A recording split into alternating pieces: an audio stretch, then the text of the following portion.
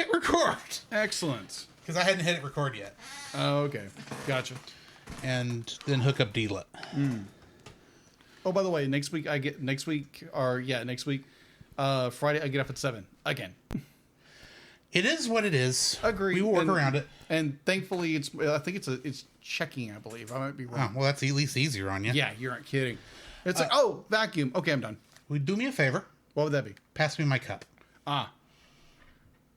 You're not kidding. Is it full of Coca-Cola? Not Coke. Dr. Pepper, actually. Wow. Okay, that's different.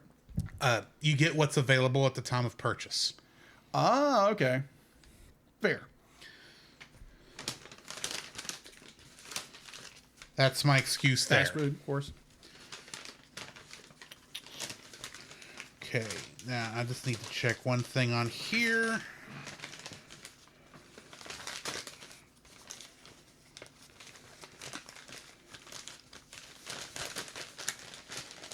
Here's you some ASMR.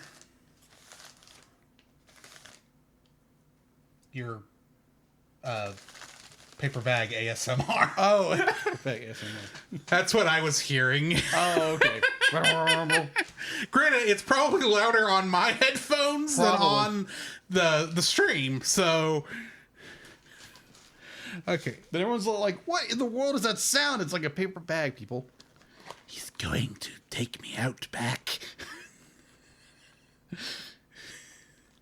I'm kidding. You and Ashley. I am kidding. I'm aware you're kidding. But good. Not you. I mean, you and my wife sound very similar. It's like, oh, I'm going to make a serial killer reference and be like, oh. And I don't even listen to true crime podcasts. I don't actually have the issues. I say that like I just realized. I just realized I said that wrong. They're like, you're talking about my crazy wife here. Come on. I know, and she'll kill me too if I make her mad. Oh, agreed.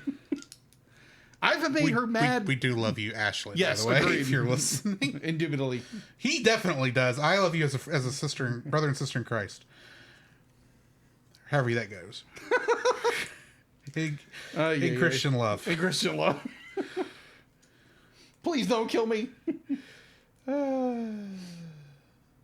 I don't think Ashley would technically kill anybody. I don't think she would anyways. It's more like... No, that is not her. No. That is odd. I have to do that the old-fashioned way. Because I know I have it on here somewhere.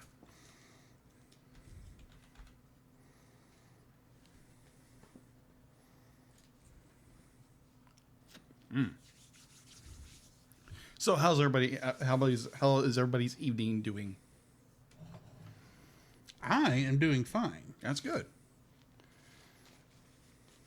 There's a part of me like reviewing this movie and swinging by the not be like okay Burger King we have here.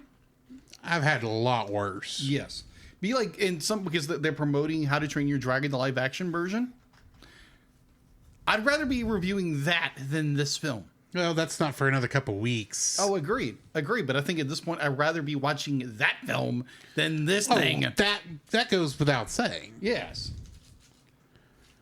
Dragons versus stupid penguins. Well, it's not the penguin's fault. It's the writing. Oh, yeah, it's the writing. It's the writing's fault. It's just abysmal.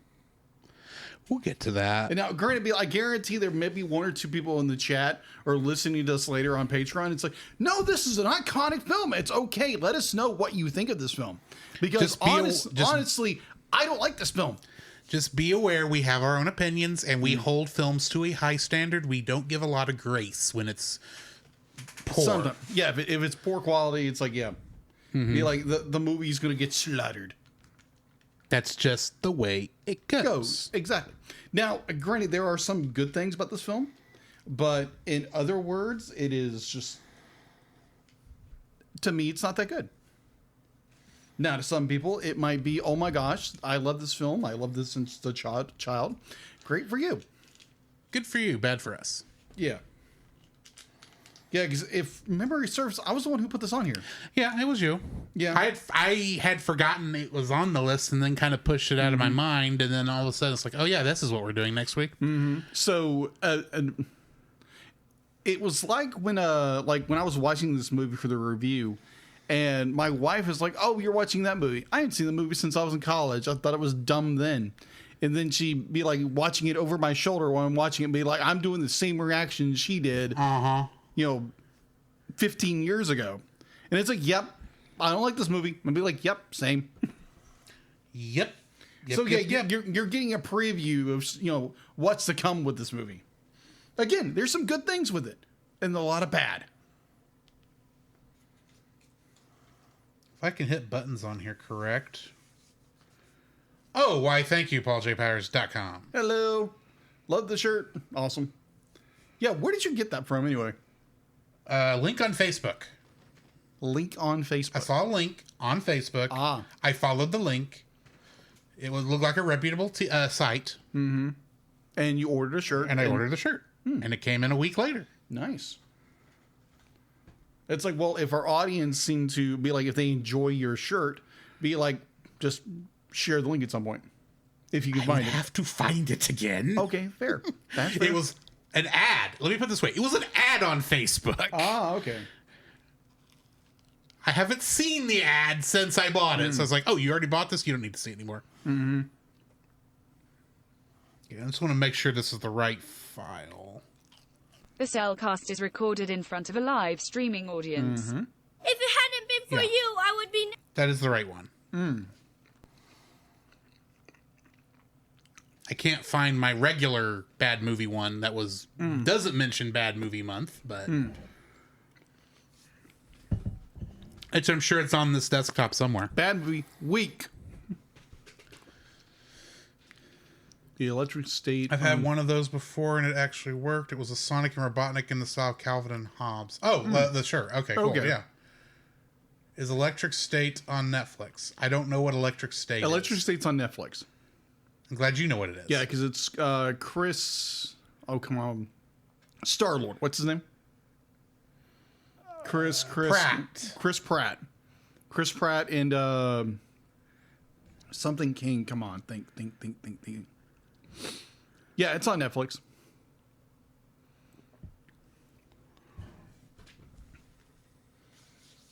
I saw a preview. No. It's not King. It's what's that girl's something Brown from Stranger Things. Oh. I think I know who you're talking about.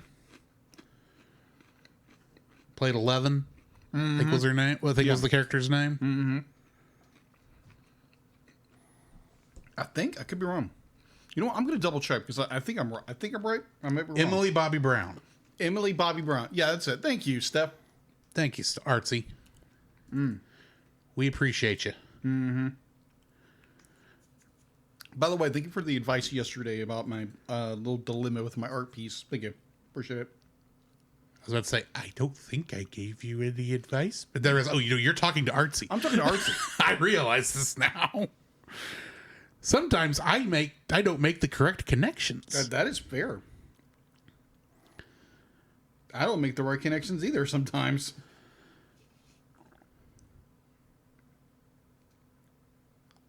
I think this is the actual one I'm looking for now that I found it.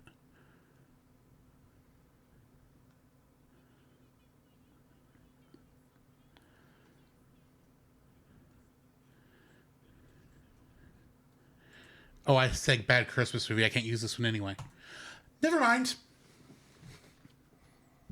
We'll just use the regular bad movie month, and if I make a change before the episode goes live, I'll replace it.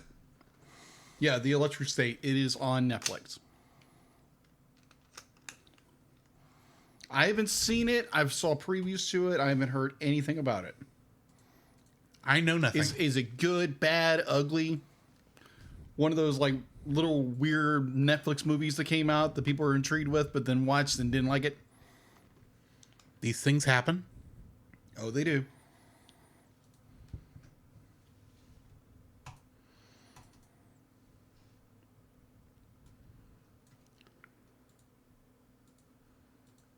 share. All right, there we go. I have my notes up. Excellent. I have my notes up. Well, almost.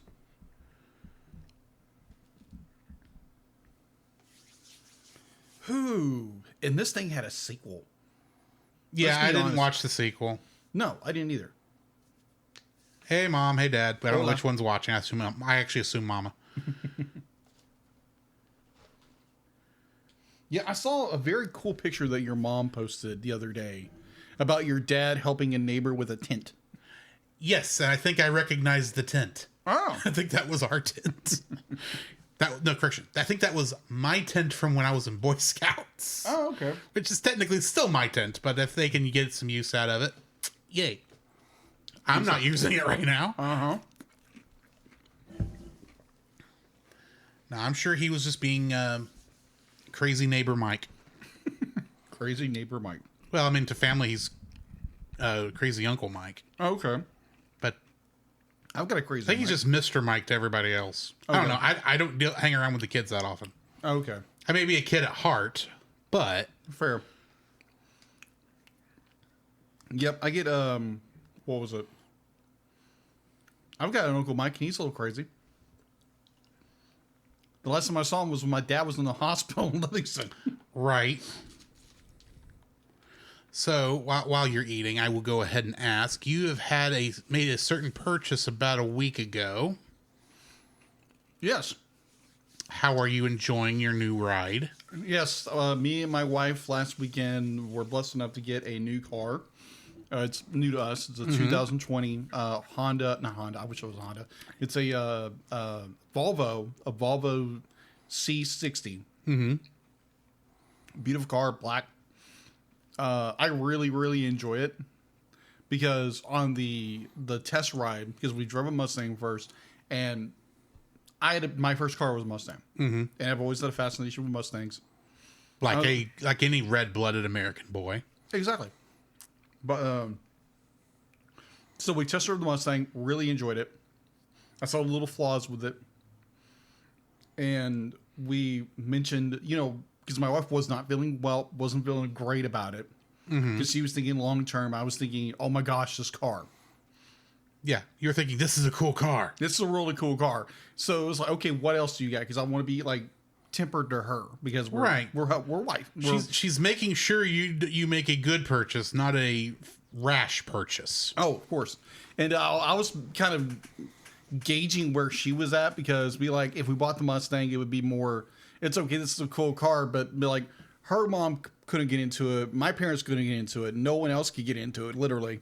I had a hard enough time getting into your Volvo. Yeah, but I have that kind of problem with most cars at that height. True. So we because I remember my our dealer. It's not the fat.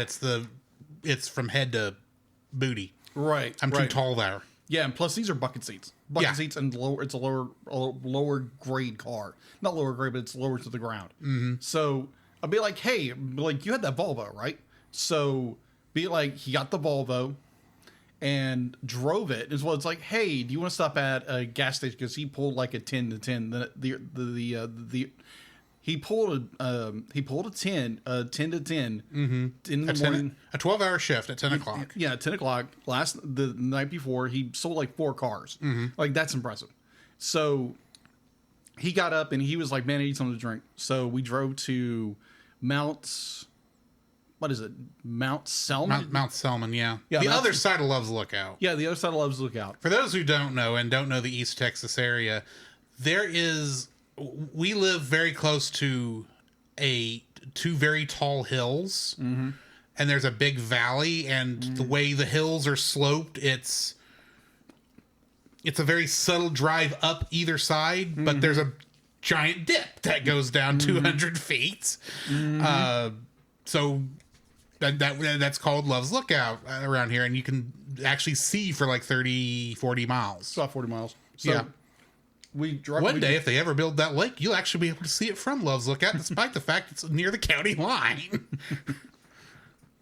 So, but we test drove the Volvo. Stopped in this gas station. He grabbed something. Do you want something? No, we're good. And she's liking because it's a bigger car. It's a 4-door sedan instead of a 2-door sports car. Yeah. I was like, okay. So drove it back through that valley. And it's got some good go. Be like, okay. And by the time we're pulling into the parking lot of the dealership, I'm be like, I think I'm liking this more than the Mustang. And my wife's jaw nearly hit the floor when I said that. He was like, oh my gosh, thank you. And so, but there's a difference between cars you like. I am enjoying driving this in the moment, which would be the Mustang. Yeah. And then when you're thinking, it's like, what am I going to be driving all day, every day for the next couple years? I think I want something a little more comfortable. Your daily driver, not your fun driver. Yeah. And we're poor enough we don't get a second driver. True.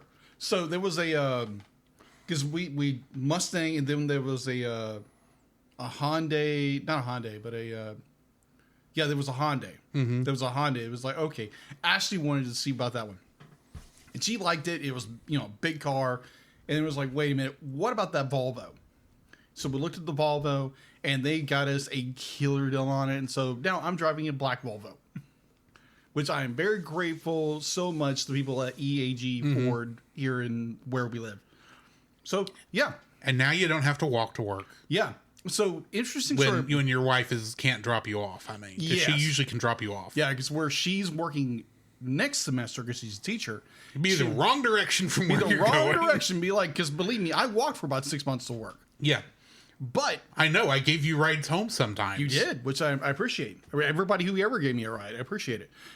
So interesting. You mentioned that valley between Mount Selman and Jacksonville, where we are. So our youth group at the church we go to is Central Baptist. And hey, Kirk, how's it going? Hey, Kirk. So we had a teacher at one point, and he was with the seniors and the whole enchilada, and they wanted to do something very unique. So they wanted to walk from Mount Selman to Jacksonville. Depends on, I'm assuming the valley mostly. Not like walk once you got back up that second hill, then walking into the main town itself. Oh, no. Be like, they wanted to start at the bottom of the hill and walk up. Yeah, no. I'm too old for that. No, these are teenagers. They're too old for that. They're like, they were like, by the time they got about midway up, they're like, no, we can't do this. This is too hard. And that's a comparatively simple hike. When I was in Boy Scouts, we walked up a much steeper climb.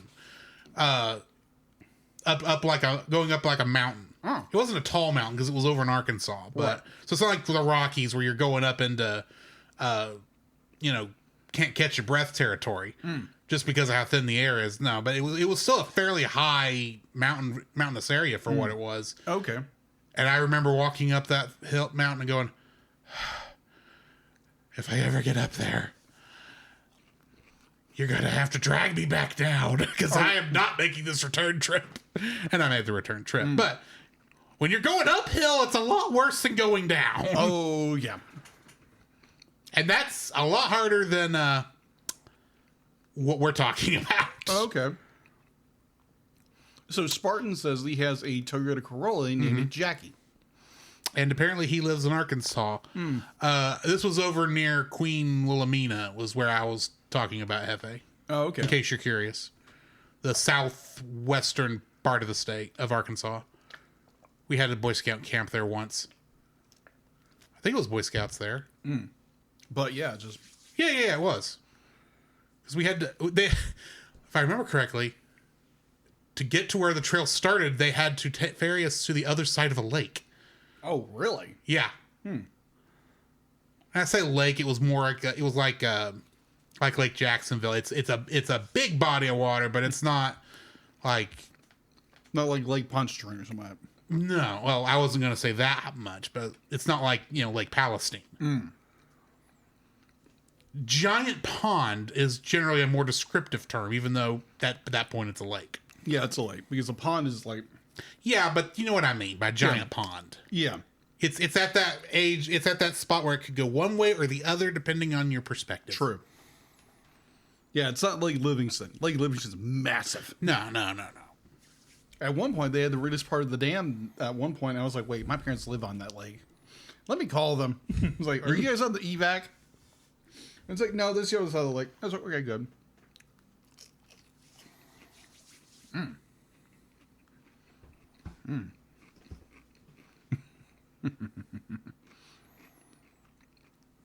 So, yesterday, I was doing my notes, or correction, I was watching Batman for this review. And so, what I normally do for the cover art, I do a mashup of the two things.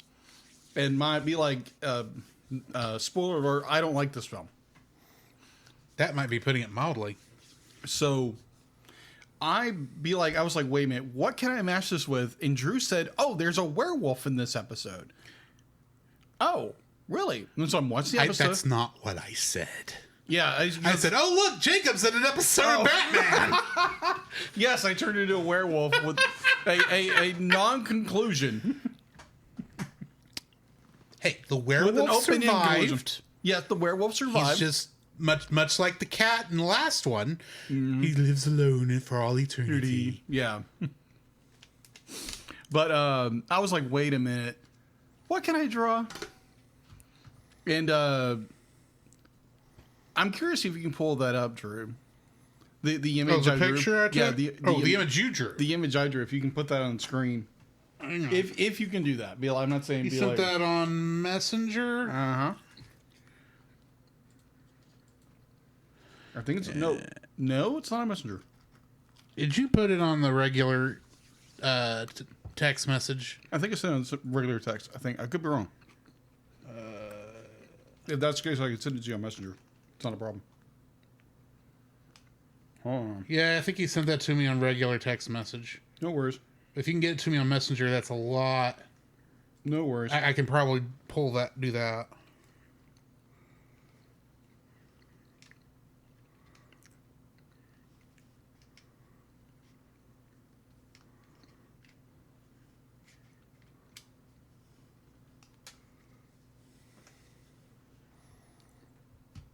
There we go.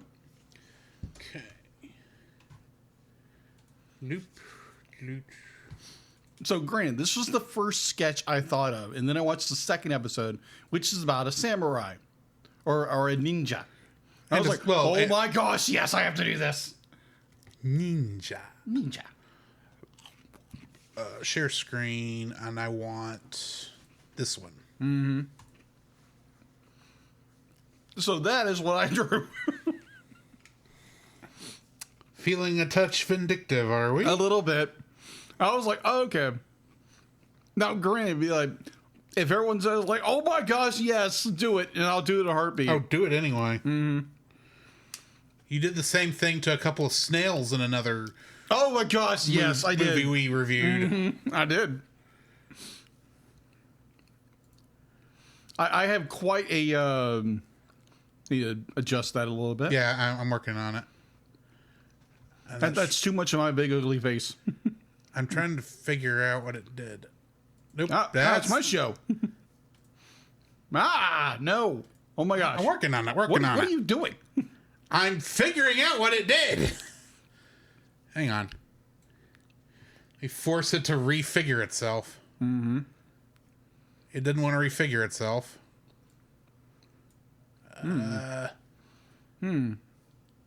works fine on my screen. Oh, stop sharing. There we go. That's a little better. That's closer to what it was. Yeah, most of them we have a border in between, or a border along the edge. A border along the edge. You know, it's got the border. Am I wrong? Are you talking about that? Yeah. Yeah, we haven't done that since we went to it's just two of us. Oh, okay. Well, never mind. Never mind. You're welcome, patrons. You're probably not watching it, but you're probably listening to us ramble. We'll be getting ready to actually record soon. Whenever somebody starts eating. Oh, you can keep eating. It's because I can do this, and no one knows you're eating. Of course, now no one can hear you. No one can hear me at all. Except what they can hear over my microphone. Exactly. Yeah, he likes to mute me every once in a while. I'm kidding I'm kidding when I say that. I have only muted you one other time. Yeah, that one episode. And it's because you were coughing your head off. That is true. That is true. I wanted to make the joke. It's like, yeah, he couldn't stop barking for some reason, so I just muted him. There was a cat in the room, and he started barking all of a sudden. And it's like, so if there's a cat, boy. If there's a cat in this apartment, I'd love to know about it. And I don't mean Garfield, because he is here. Yeah, he's been here. Hey, Colleen.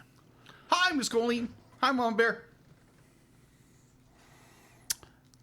I say this on Colleen's behalf since she's not here.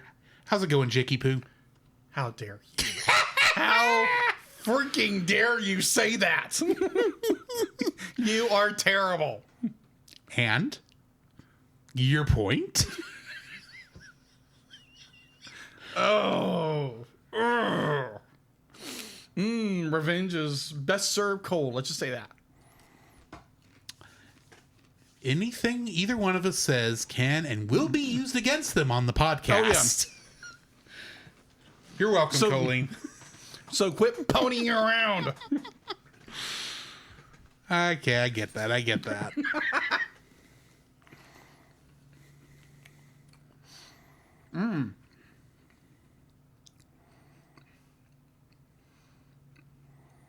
I haven't been to Jack in the Box in years. Yeah, Artsy says she's eating Jack in the Box. Oh, okay. I skipped that. I'm sorry. No worries. Burger King, it's very close to where it's in between where I work and here. So apparently we're clipping. Oh, no, she's clipping us. She's clipping us. That's what it is. Nom, nom, nom, nom.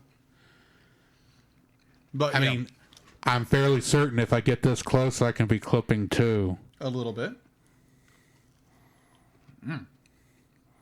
Bobo has never been to the box. You're not really missing anything. It's very, very greasy. Very greasy. Yeah. But Burger King isn't as bad. Admittedly, it does depend on which Jack in the Box you go to. Oh, great. That one that was here in town, that was in the cursed building. Because like every couple years, it changes into something else. Well, what was the Jack in the Box is where I got my COVID vaccine. Oh okay, that makes sense. Because that was a Walgreens at the time. So, kind of an interesting tangent. Me and my soon-to-be wife at that time, we were going to go visit one of her family members in Oklahoma. And if you've ever driven down the Indian Turnpike, yeah. Oh my gosh, yes, love it. So, we're coming back. We're in Texas. I'm thinking, like, what can we stop to eat? And we get in this little town. And it's like, oh, I haven't been to a Jack in the Box in forever. Kind of like Bobo said. And instant regret. It's like, I want fries. I don't want greasy, sloppy potatoes. or greasy, like, overly greased burgers. It was like, yeah, this is not You want to taste the meat, not the grease. Exactly. Or, like, their sodas are bland. It's like, no wonder we don't have one. It's a boring. It'd be like it's just... Well, I mean, the reason that one left was because the health department got called on them too many times. Oh, that makes sense. At least that's what I heard. They had meat in the freezer that wasn't getting rotated. Oh, crow. That's what I heard. I have no idea how true it was. Now, Spartan be like, I do understand. I've heard people say and just adore Jack in the Box's tacos. I've heard people just absolutely love them. Personally, I be like, I have had the tacos once or twice. I wasn't a fan. So speaking of tacos, and this is only tangentially related to tacos, but you'll get the connection in a second. And by a second, I mean now. I was at Taco Bell the other day. Oh boy. And for the first time, I decided... Forever. No, not the first time in forever. The first time period. I tried Mountain Dew Baja Blast. Oh, weird. Yeah. 20 years later, after everyone went gaga over the thing, I'm finally giving it a shot. Here is my opinion about Baja Blast. Oh boy. Who decided to mix in a bunch of sweet tarts into Mountain Dew and serve that to us. That's really what it tasted like. Well, for your information, there is I think it's a sweet tart Mountain Dew right now. It doesn't surprise me. It's not, because they've come out some weird ones. But that Baja Blast was just a little too sweet for me. Well, most of the time, like when I would like go when you feel your teeth rotting in your mouth. Okay, fair enough. So hey, they weren't, but it felt like it. Yeah, it had that tingle feel. Yeah, it's like, okay, this is way too rich. Yeah, so like whenever I would like get a drink from Taco Bell, I would do a Mountain Dew with the now no longer Sierra Mist. Yeah, it's called Starry now. It's called Starry now. It's the same drink. It's the same drink. It is literally the same formula. They just and the story behind that is about Sierra Mist. Yeah, it is hilarious. Yeah, it is quite hilarious. This is why you always keep your trademarks in check. Because then some woman who has the same... This is a clean podcast. I'm not going to go into that. This is more like... Let's just say somebody else uses the Starry Mist, the Sierra Mist moniker online, and you should not Google them, especially if you have a family. True. Don't do it. Don't do it. So I'd mix Mountain Dew with Sierra Mist, with Mountain Mist with some Baja, and or Sierra Blast, and or Sierra Dew, and some lemonade, kind of like a old fashioned suicide. Yeah, so that's what we used to call suicide drinks. I don't think they like that term now. No, they don't. So I don't know why we called it that, but that's how I remember it being called when I was a kid. We were kids. That's what my parents called it. So the first time I ever heard of it... Now we just call it with those Coca-Cola machines, new fountains, that I hate. What are those called? Oh, yeah. That have all the flavors in them. Either way, I hate them. Because it messes up the actual base drink. But either way. But, so, like, the first time... I'd ever heard of like freestyle machines. Freestyle machines. I hate Coca-Cola freestyle machines. First time I'd ever heard of this suicide drink. Granted, this was back in the 90s. Back in the 1990s, the late 20th century. For those who might not be like back in the Stone Age, back in the 90s. Oh my gosh! But so it was my cousin Brian's birthday. Brian was on the show once. He did Ghost in the Shell with us. Yeah, great show. If you want to go episode, you can find that in the archive somewhere. So he's having a birthday, and it's at a pizza place with like arcades and the whole enchilada. Back in the 90s when pizza places was cool. I was about to say, Chuck E. Cheese. No, not Chuck E. Cheese. No, it was no Chuck E. Mazio's. Yeah, it was Mazio's. Mazio's was my pizza place as a kid. Yeah, I think it was a Mazio's. Good night, I miss Mazio's. Go back there and play some X-Men for a while. Oh, good night, yes. Good night, yes. Even though it'll be like, I've never been gamer so much.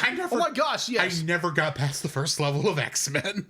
But half the time every time I played, I was playing by myself, and that game was not balanced for one person to play, especially one 5-year-old. Oh yeah, so be like there was all guys and like one or two of his female cousins. And so we would all go to the drink fountain and get a drink. And they're all just pop, pop, pop. Oh, what kind of suicide? And like, what's a suicide? Oh, it's this and this. Oh, okay.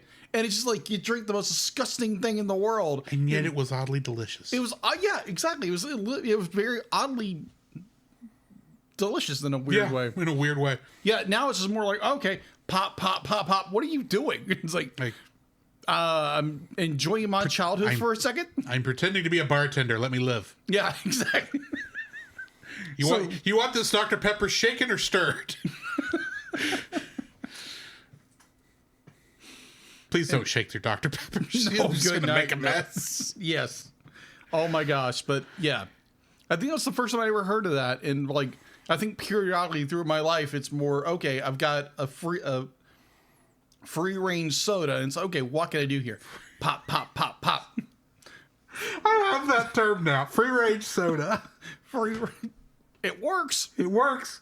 But now I'm just picturing it like I picture free range chickens. Roaming across this land. I knew you were going there. I knew it. Like a certain Rhode Island red rooster trying to teach chickens how to fly. Oh, That took you entirely too long. it did. I was like, wait a minute, what? Grant, I'll give you that because you saw that movie once. Mm-hmm. Chicken Run, for those who are curious. Oh, Chicken Run. I was thinking the Don Bluth movie. No, that's a different rooster learning. That's a rooster who knows how to sing. That's a rooster who knows how to sing. That's true. And he likes to sing like Elvis. Mm-hmm. The King. It's a Don Bluth movie. They're weird. They're so good. We reviewed it. So go check it out in the archives. Well, of all the bird movies that have singing in them, it was certainly better than what we're reviewing tonight. Oh my gosh, you're not kidding. Good. Oh my gosh, yes, that was good. Bravo, good stuff. Bravo. Question for you. You want to go ahead and start? Sure. And I just mute when you're not talking? Sure. Okay, so your Just mastication does not come through on the recording? Yes, I agree. My mastication does not come through on the mic. I do want to make a point. So when we're talking, I'm stopping eating for a moment. Remember to turn the mic on. Okay. Because that would be funny, because all you hear is me as an echo. It's like, what happened? Oh, yeah, Echo. Recco. All right. Well, then I do need to rearrange here just a little bit to make sure I can reach for that. But yeah, okay. Yes. The Cellcast is recorded in front of a live streaming audience. If it hadn't been for you, I would be now in someone else's digestion. You know, there's something you should know, so I'm gonna tell you so. It's Bad Movie Month on the Cellcast. Don't sweat it. Forget it. Enjoy the show. Working all day, now it's time to unwind. Kick back, relax, take a load off your mind. Dead penguins. I'll be busting the moves and I'll be busting the rhymes. We'll be busting up laughing cause it's party time. Everybody's feeling fine cause it's party time. Party time, it's party time. Everybody's feeling fine cause it's party time. Party time, it's party time. Everybody's feeling fine cause it's party time. Party time. Hello and welcome to another episode of The Cellcast. Joining me today is a man who, well, he might be in the mood for some Kentucky Fried Penguin. Welcome, Jacob. Oh, it's like some days, man. Some days. Why, thank you. Let me use our co-host, a man who went on an adventure that absolutely went nowhere. Welcome, Drew. So I made a big round trip for nothing.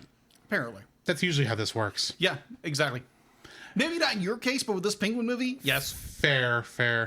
Yeah, tonight we are reviewing a film that intro should tell you. Because I'm not happy. We did not like. Oh my gosh, no.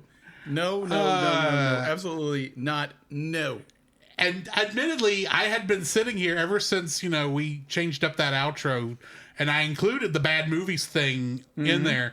And we've never gotten to where it actually was used until today. Uh-huh. I think it's more apropos for this episode. I mean, literally when I saw it on the list, I went, oh, are you sure you don't want to go ahead and skip forward to the man who shot Liberty Valance? Okay, we'll do Happy Feet. Yeah, because honestly, be like, I'll get into like the non-spoilers with this movie. So, well, in that instance, certified fresh and spoiler free. This is my second time watching this film. I watched this in theaters. Oh, jeez. And I don't know why I didn't walk out. I know. I think actually I know why. I wouldn't say kinder to films, but you hadn't become a reviewer yet. I definitely wasn't a reviewer yet. This was 2006. Yeah. I was also like, ooh, computer animation. Mm-hmm. It's the wave of the future. Look at all the cool things they're doing. These penguins actually look realistic. Ish. For the time. For the time, yeah. For the time. It is aged poorly. We'll get there. And I don't hate the concept of the jukebox musical. And this has a lot of big name actors in it. It does. But there's a reason I never went and watched this film again.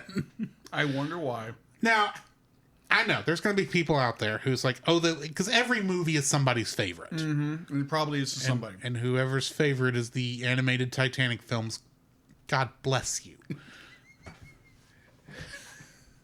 Or for that matter, Leo the Lion. Oh my gosh.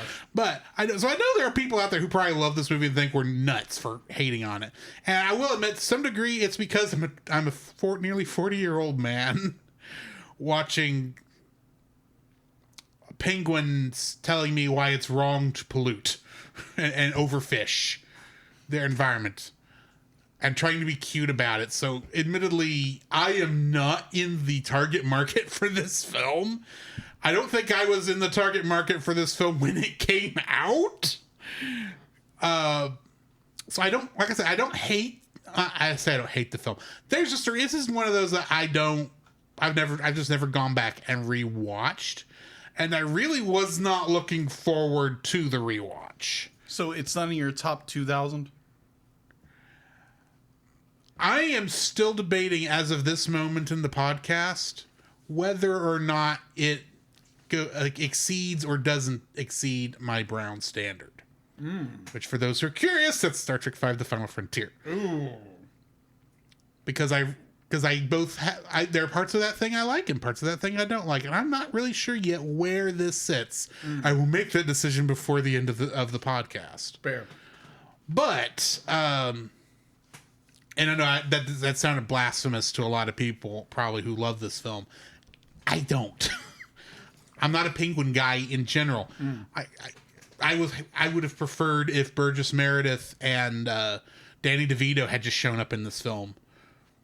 There we go. So, and that would have been funny to me, but that's not where this went. So, this is at least a decent film. You can let babysit your kids for 2 hours. Yeah, it's pretty safe in that kind of a sense. Yeah.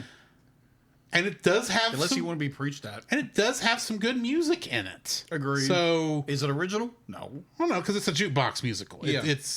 There is an art to it, and when it's done correctly. But we'll get to that.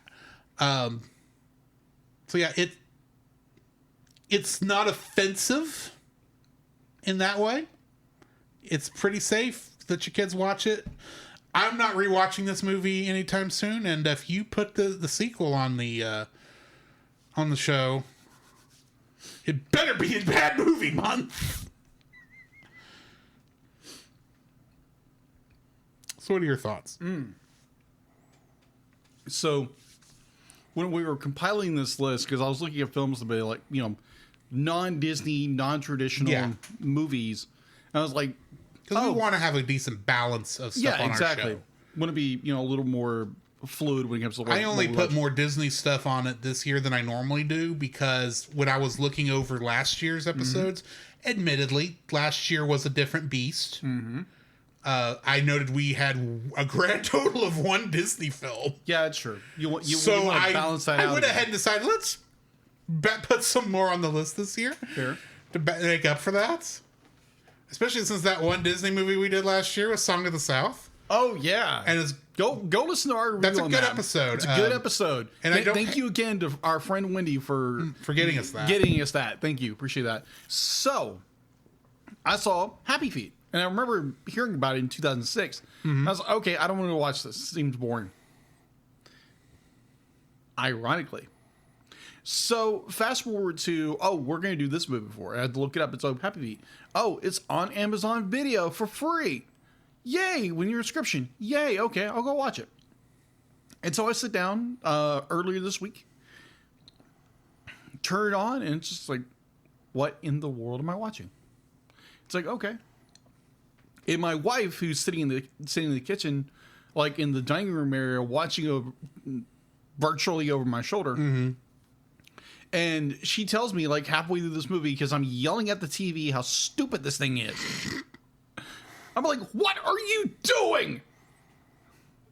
And I'll get into, Rant Master in a little bit here. Just that will be getting played, I think, a couple times. Probably. Thank you, Nathan Narchan and Munster Island Film Vault. But his name will come up. oh yeah, well, but so I'm watching this and I'm like, because I never watched it before, the first time viewing, and I'm like, this is a train wreck of a movie. Mm-hmm. In every sense of the word. And I'd heard just raving reviews about this movie for years. People were like, oh, I love Happy Feet. Happy Feet's so fun. And you watch it, it's just like, what in the world were they thinking? The problem is, we're not the people who will just enjoy a movie because it's fun. We actually are looking a little deeper, even when it's kiddie fare. Yeah. So, be like, I watch this, I get to... Here's my dilemma.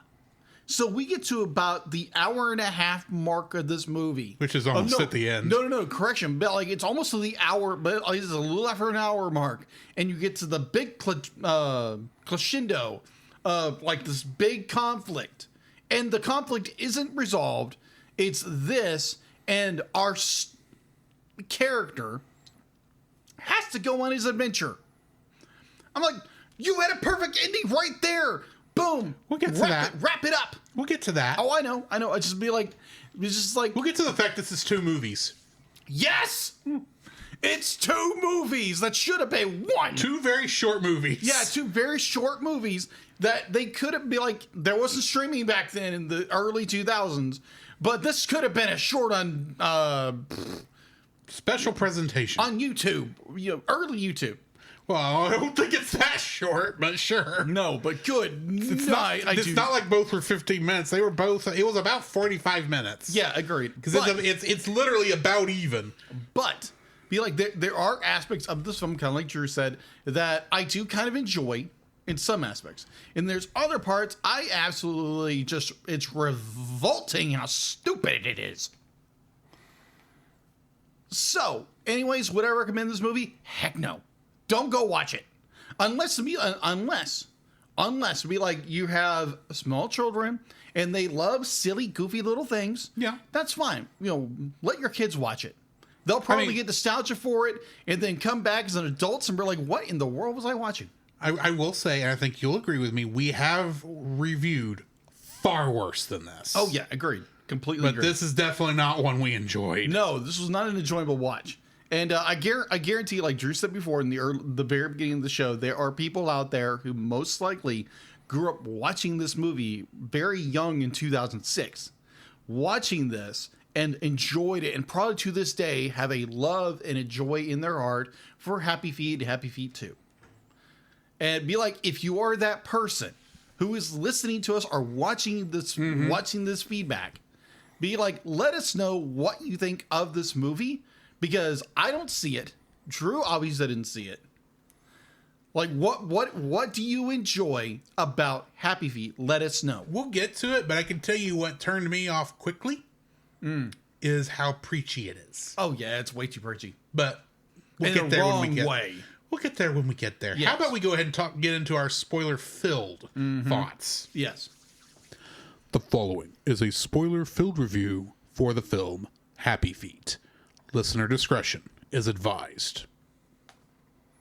Happy Feet was written and directed by George Miller, who is most famous for directing and writing the Mad Max series. Yes. This is his baby. Yeah. I don't mean like they hired him to do this. This was his baby. Yeah, I can tell. What were you thinking? It was also written and directed by Warren Coleman, who did a movie called Turtle: The Incredible Journey. No, I don't know what it is. I think it was one of those made for cash register films. Not the Asylum, not Asylum films. You know what I mean? But they're mockbusters. Mockbuster. I think it's a mockbuster, if I'm remembering correctly. They put them in asylums for the watch. That's not politically correct anymore, but okay, you get what I'm talking about. I was going to say that is cruel and unusual punishment. Also, Judy Morris, who wrote and directed Growing Up Wild, which was a Disney nature film. That's right. That makes sense. And it was also written by John Coley. Getting into the cast, we've got Elijah Wood as Mumble, Frodo. And he was Frodo in Lord of the Rings. Robin Williams as Ramon, Lovelace, and Cletus. And someone's going to have to tell me which penguin was Cletus, because I don't remember. What a waste. What a waste. And I put that, and he was Mork and Mindy. Or, whatever. Or the genie from Aladdin. Or like 100 other things. Yeah. Because he's in a lot more than you realize. Mm-hmm. Brittany Murphy played Gloria, and she was Ty in Clueless. Hugh Jackman played Memphis. Oh, yeah. And he was No wonder my wife wouldn't saw it. And he was Wolverine in X-Men. Yes. Just to let you wonderful people know, my wife absolutely loves Hugh Jackman. And she really, really tried to watch Deadpool and Wolverine. She got 5 minutes into it. It's like, nope, this is not for me. That's definitely not her. No, it's not. No, okay. Steph, that was Lovelace. Lovelace is the one that, because he's also the narrator. No, but like, no, be like, Cletus is that, no, the guy that says, I'm going to tell your story, Happy Feet, long after you go. And that's that guy, that's that penguin, and that is Lovelace. Oh, okay. Because there's that one scene in there where he says, now as we head into this next scene, I'm going to have to request that the ladies look away from the screen because I am that sexy. He didn't say it like that. I'm starting to edit. And it's Lovelace. And he says, because now you are about to meet Lovelace. What a waste. Robin Williams. Sorry. Love Robin Williams. Loved him as an actor. This is not your best work. No, it's not. Just a waste. But no, I don't know which one is Cletus. I didn't even know Cletus was on the list, so I was going through IMDb doing my notes. Nicole Kidman was Norma Jean. Another Aussie. And she played Dr. Chase Meridian in Batman Forever. Mm-hmm. And Hugo Weaving was Noah, the head of the old fart penguin. That was like, oh yeah, that was like, we must all serve the great Gwyn. Let's sing in Greek because we're boring old men. That's not what he said, but. Oh, I get you. Cletus was one of the elephant seals. That does not surprise me. Oh, that's right, because I recognized his voice again. And I was like, oh, please, no, he's doing another voice. But Hugo Weaving was also Megatron in Transformers. The original. Not the original. The original movie. The Bayformers movies. That's what I mean. Yeah. Also, he's Elrond in Lord of the Rings and Red Skull in Captain America: The First Avenger and a couple other things. Yeah, incredible actor. And Agent Smith in The Matrix. Matrix films. Yes. Kingdom Hearts connections. Ah. How many do you think we got? I would say no, hold on. This is a newer film. It's 2006. 5. You think we got 5? I think we have 5. Any other guesses in the chat? Artsy says 2. Well, the answer, my friend, is 4. Oh, I was close. You were very close. Awesome. D. Bradley Baker played Maurice in this. Not surprising. And he was Waka in Kingdom Hearts. Waka Waka. A.J. Buckley was additional voices in both. Chris Edgerly was additional voices in Happy Feet, but played Sid Highwind in Kingdom Hearts. Oh. And I did look up, this is also the guy who played Sid in Advent Children. Oh, okay. And Carlos Alazar, I'm sorry, Carlos. Carlos Alazraquai. I'm sorry. He played Nestor in this, which was one of the little penguins that we hated. Oh gosh, those guys. And he was Mike Wazowski in Kingdom Hearts. Mike Wazowski. So what do we got in info and stuff? As I cleanse my palate. Cleanse my palate. Cleanse the palate. Mm-hmm. It's much needed because every once in a while you need to cleanse the palate. Otherwise, you're just coughing and choking the time. That's what this film is. We're cleansing our palate of all these good films we've watched. Yes. Perfect. All right, IMDb. All right, correction. Info and stuff, IMDb, it's a 6.4 out of 10. Okay. Fair. It's middle of the road. Rotten Tomatoes. Why? Let me guess. Critics loved it. No, it's a 70. Critics loved it. It was a 70. Yeah. Audience was a 76. It had a lot of push back when it came out. Oh yeah, I remember watching the promos and everything. Anyways, watching it available on Amazon Video if you subscribe to Amazon Prime Video. Production was Village Roadshow Pictures, Animal Logic. Animal Logic was who actually did the animation. Yeah. Let's see. They also did the Lego Movie. Yes. Kennedy Miller Productions and Kingdom Feature Productions, distributed by Warner Brothers. Rating, I think it's a G or a PG. It's probably a PG. Yeah, for the lyrics probably.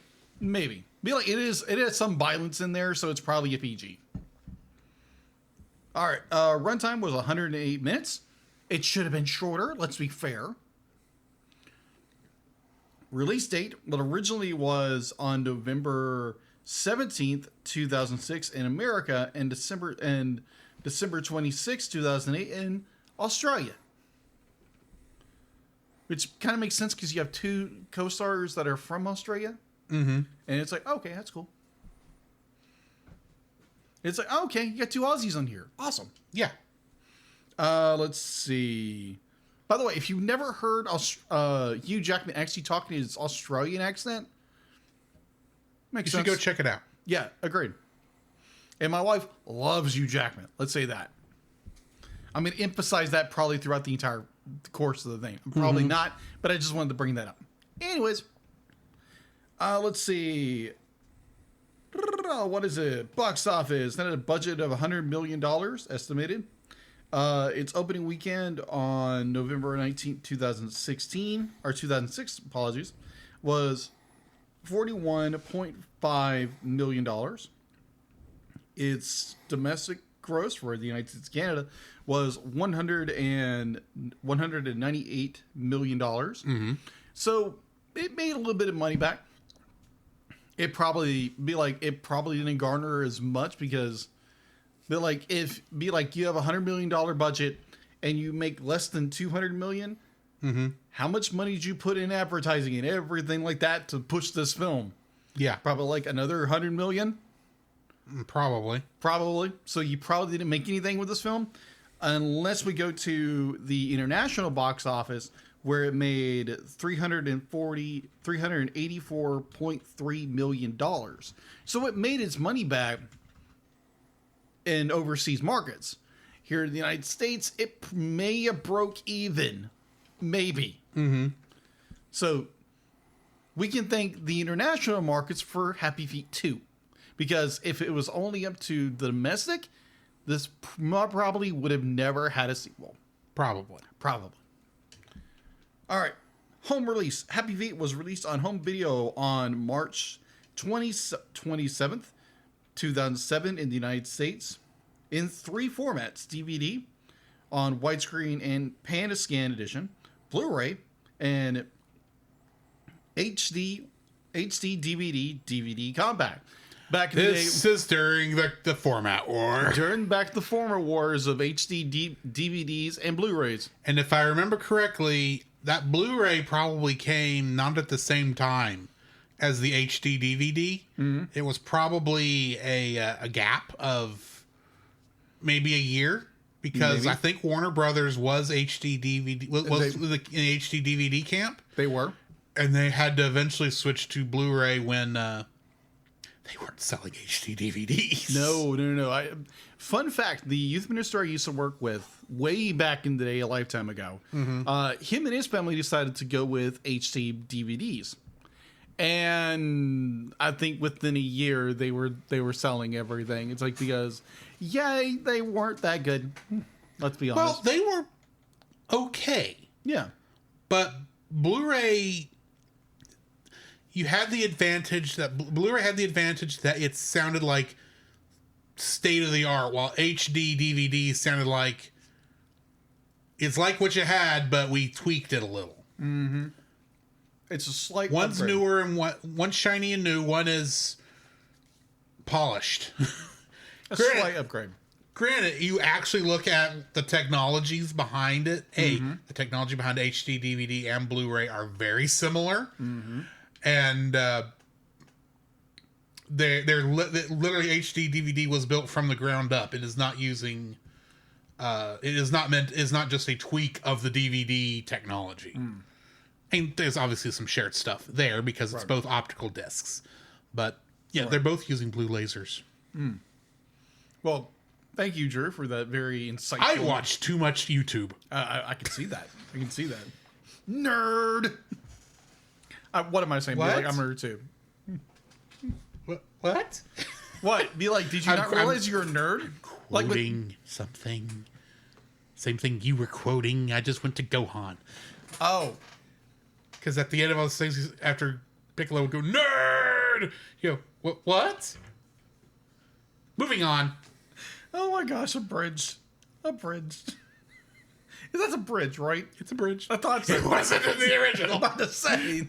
Gohan could dodge in the original. Gokon? Gohan, yes. Gokon. Gohan could dodge in the Who did original. he fuse with? Don't ask me. Just let's... Okay. Moving right along. Dig-a-doom. You know, in the Boo Saga, Yes. when Goku comes back thinking, okay, I'll merge with Gohan so that because he didn't know Gohan had been eaten by Boo. Yeah. That's what I figured that merge would be Gohan. That makes sense. I don't know what it would look like, and I don't want to know. Oh, there's probably fan art about this all the time. Considering I've seen far worse fan art. Yeah. Don't go look that up, please. Just saying, for your own safety and sanity.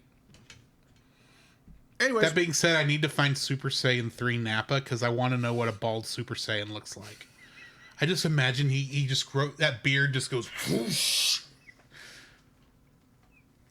Yes, I can see that too. All right, so overall, Happy Feet was the third. That's what I forgot. It's the third. It was the third best-selling film in 2007, with 12.2 million units sold, earning a revenue of $196.9 million.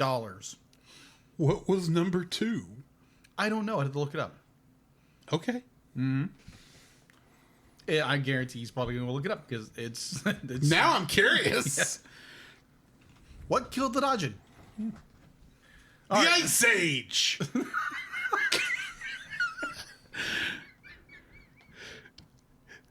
Okay, first off, I'm looking at a different list than you were looking at for 2007 because my list does not even have Happy Feet on it. Oh, really? Well, this is from the notes from Wikipedia. I'm on Wikipedia. Let me check the Happy Feet article. Go look up, what is it? BoxOfficeMojo.com. All right, so among the DVD's special features included scenes that were cut from the film, which included Mumbles meeting a blue whale and a albatross, which is pursuing the fishing boat. That make a scene longer and much boring and dull and stupid. The albatross was, oh my gosh! Oh, I see what I was doing. I was looking at 2007, not 2006. Yes. The albatross was Steve Irwin's first voice role. Yeah, we're gonna film. We're gonna be bringing him up a lot here in a minute. This is the last thing he recorded before he died. Yes, and his scene got cut. Yeah, the voice. Hold on, before he voiced the elephant seal in the final cut, the scene was finished and included in the DVD. In Irwin's memory, the scene was done in documentary style, with albatross describing the other animals in the scene, which kind of makes sense. It's Steve Irwin. Right. Okay, so... This would be so freaking cool to watch. It is on the top 10, according to, of highest grossing films in 2006. Oh, okay. It was number 10. Okay. It was followed... Ahead of it was Superman Returns. Good movie. Superman Returns? Yeah, I enjoyed Brandon Ruth? Yeah, I like that movie. Okay. Mission Impossible 3. Dun, dun, dun, dun, dun. X-Men The Last Stand. Cars, Night at the Museum, Okay. Casino Royale, Yes. Ice Age the Meltdown. How is Ice Age the Meltdown making more money than Casino Royale? I'm no sorry. That is wrong. I agree. What the heck? The Da Vinci Code I've heard was good. and Pirates of the Caribbean Dead Man's Chest. Fair. That was the second one. Okay. That was still a good film.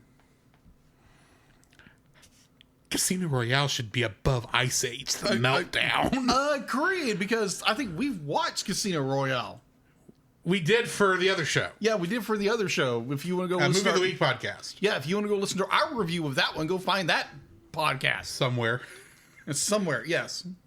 It's out there. You can listen to it. I don't think my brother's taken them down yet. I don't think. That sounds like a phone call, but it's your That was this. Yes, I'm aware. But it sounded like a phone call going to. Yeah, because you're hearing it through the microphone. Exactly, so. exactly. That was the weirdest thing. Be like, probably the audience heard it too, so it sounded like a phone going off, like a modern digital phone. And that is why they were on separate tracks, so I can find that and fix it. Anyway, you're welcome. It might be on yours now too, but we'll figure that out when we get there. All right, so getting past the albatross. Let's see, scrubbing other people and the impact people were having on the environment. Special edition included the DVD of a short from 1936 called "I Love Singa." I love to sing it. About the moon and the June and the spring. I'll take your word at it because I've never heard of it. Yes, you have. I probably have. You've reviewed it. Where? When? Remember when we did those Looney Virus shorts? Okay. That was one of them. Oh. The owl. Oh. I love to sing about the moon and the June and the spring. Yeah. I like to sing about an eye of blue and a T for I probably reviewed 200 films by this point. I love to sing. I watched this short a lot as a kid. Apparently. It was on a VHS that we watched every time we were at Mom Papa's house. I did put it in there. I didn't realize I did. Yearly ranking, like Drew said, it was the number 7. How?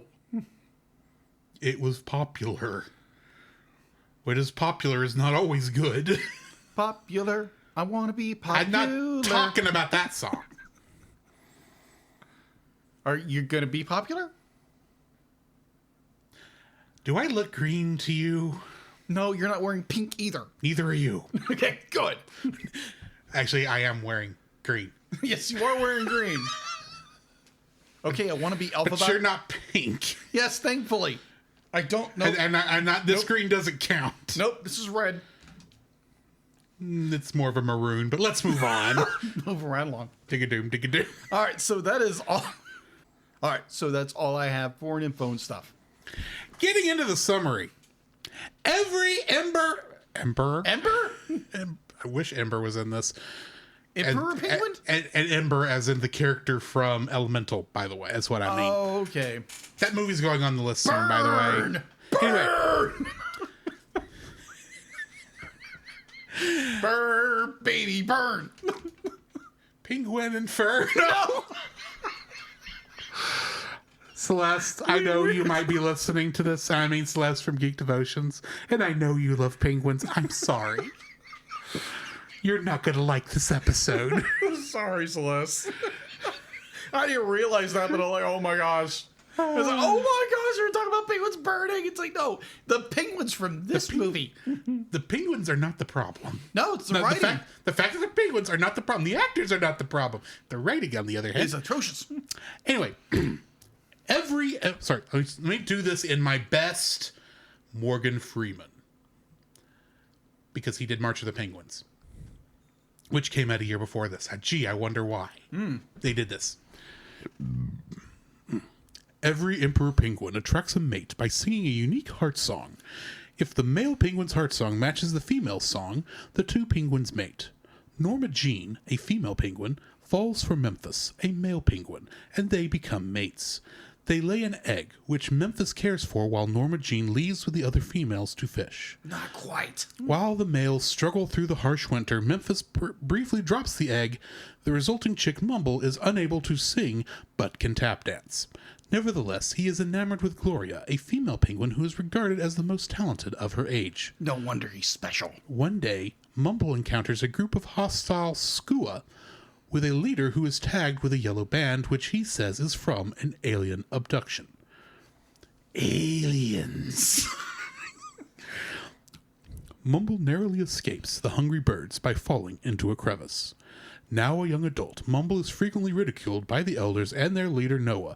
After escaping from a leopard seal attack, Mumble befriends 5 Adelie penguins named Ramon, Nestor, Lombardo, Ronaldo, and Raul, known collectively as the Amigos, who embrace Mumble's dance moves and assimilate him into their group. After seeing a hidden human excavator in an avalanche, they opt to ask Lovelace, a rockhopper penguin, about its origin. Lovelace has the plastic rings of a six-pack entangled around his neck, saying that they have been bestowed upon him by mystic beings. For the Emperor Penguins, it is mating season, and Gloria is the center of attention. The Amigos unsuccessfully attempt to help Mumble win her affection by having Ramon sing a Spanish version of My Way behind Mumble, with the latter lip-syncing. After Mumble desperately begins tap dancing in sync with the song, she falls for him, and the youthful penguins join in for her singing and dancing to Boogie Wonderland. The elders are appalled by Mumble's conduct, which they see as the reason for their lean fishing season. Memphis begs Mumble to stop dancing for his own sake, but when Mumble refuses, he is exiled. Mumble and the Amigos return to Lovelace, only to find him being choked by the plastic rings. Lovelace confesses they were snagged on him while swimming off the forbidden shores, beyond the land of the elephant seals. Not long into their journey, Gloria encounters them, wishing to become Mumble's mate. Fearing for her safety, he ridicules Gloria, driving her away. At the forbidden shore, Mumble, Lovelace, and the Amigos are attacked by 2 orcas, during which Lovelace gets free from the plastic rings. After escaping, they find a fishing boat. Mumble exhaustedly pursues it alone, eventually washing up on the shore of Florida, where he is rescued and kept at SeaWorld with Magellanic penguins. After a long and secluded confinement, in addition to fruitlessly trying to communicate with the humans, he nearly succumbs to madness. When a girl attempts to interact with Mumble by tapping the glass, he starts dancing, which attracts a large crowd. He is released back into the wild with a tracking device attached to his back. He returns to his colony and challenges the will of the elders. Memphis reconciles with him just as a research team arrives, verifying Mumble's statements of aliens existing. The entire colony engages in dance in front of the research team, whose expedition footage prompts a worldwide debate, which eventually leads to the banning of all Antarctic overfishing, satisfying both the Emperor Penguins and the Amigos. Okay, I have to say this. When you were talking about the Amigos, the symbol to me, like, it's like, they're the Borg! The Amigos are the Borg! Let's see if I can do a Spanish. Do it. 2 more than. Okay. We are the Borg. Resistance. This is not a good Spanish accent. I'm trying to do Ricardo Montalban, and it's not working.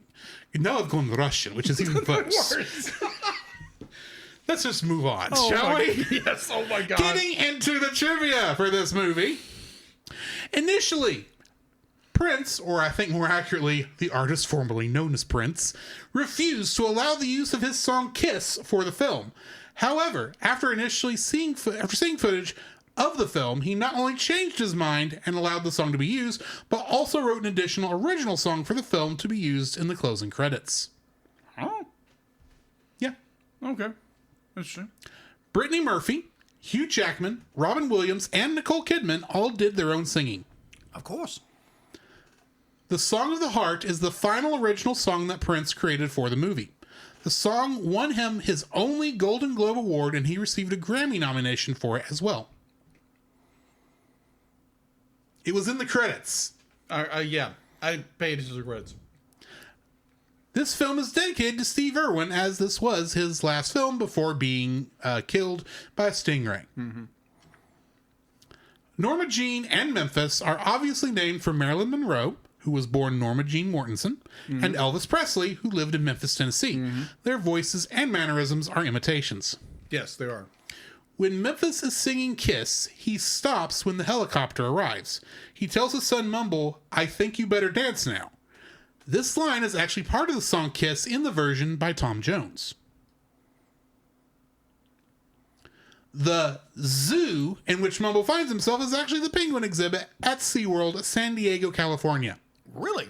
So he's picked up in Florida and transported to California after he swam the length of South America. Through the Panama Canal, showed up on... No. He got to Florida, so he probably was in an airplane for a bit. I'm guessing. Or maybe they shipped him in a train. They shipped him across... Penguin train. I need this movie. And he's passed out the entire time? They probably drugged him once they picked him up. So, okay, so here's my scenario when he's in the middle of the ocean. The question is, how did he get back? Because we saw him come back down the Atlantic Ocean. Exactly how? Did they drop him off? Did they know exactly where he's from? We'll get to it. Well, I got one more piece of trivia. Fine. Lovelace tells the orcas, "Be gone, demon fish!" Which is interesting because in Latin, the killer whale is Orcinus orca, meaning whale of the underworld, or demon whale. Yeah. And it's not a whale. It's an orca. It's a different animal. It's a different animal. It's not actually a whale. So, and killer whale. Jacob. Yes. I know that you're ready to rip this film a new one, but we need to temper those expectations first. Agreed. And talk about the things we like. So what is your first like for this film? My first like of this film is actually animation. The animation is done very well. It's very done. Oh my gosh, professionally done. It's so well, like the I want to call them seals, but they're not seals. They're penguins. The penguins kind of look like penguins. They look like penguins, but they all look like. So, I mean, they're cutified. They're cute. Yeah, cutified. That's the only way I know how to put it. I mean, penguins are generally cute in and of themselves. Right. But they definitely made them more plushy. Yes. So, like, the animation in this movie is, rock solid. It's good. Like, the environments are good. The character designs are good-ish. To me, I don't like this movie, but I enjoy the animation for what it is. It's really, really well done. And like once you get to the elephant seals, be like, okay, that was interesting. It was kind of disgusting, but it was good. And then I heard Robin Williams talking to Robin Williams, and then I heard a voice. I was like, wait a minute, I recognize that voice. And then when he's like, oh, Steve Irwin. That's freaking Steve Irwin. The crocodile hunter. Yeah, exactly. It's like, I miss Steve Irwin. He was in another film. The Crocodile Hunter movie. Yeah, I saw that. I saw it in theaters. Oh, my. It was not a great film, but it was fun. It was fun. I agree.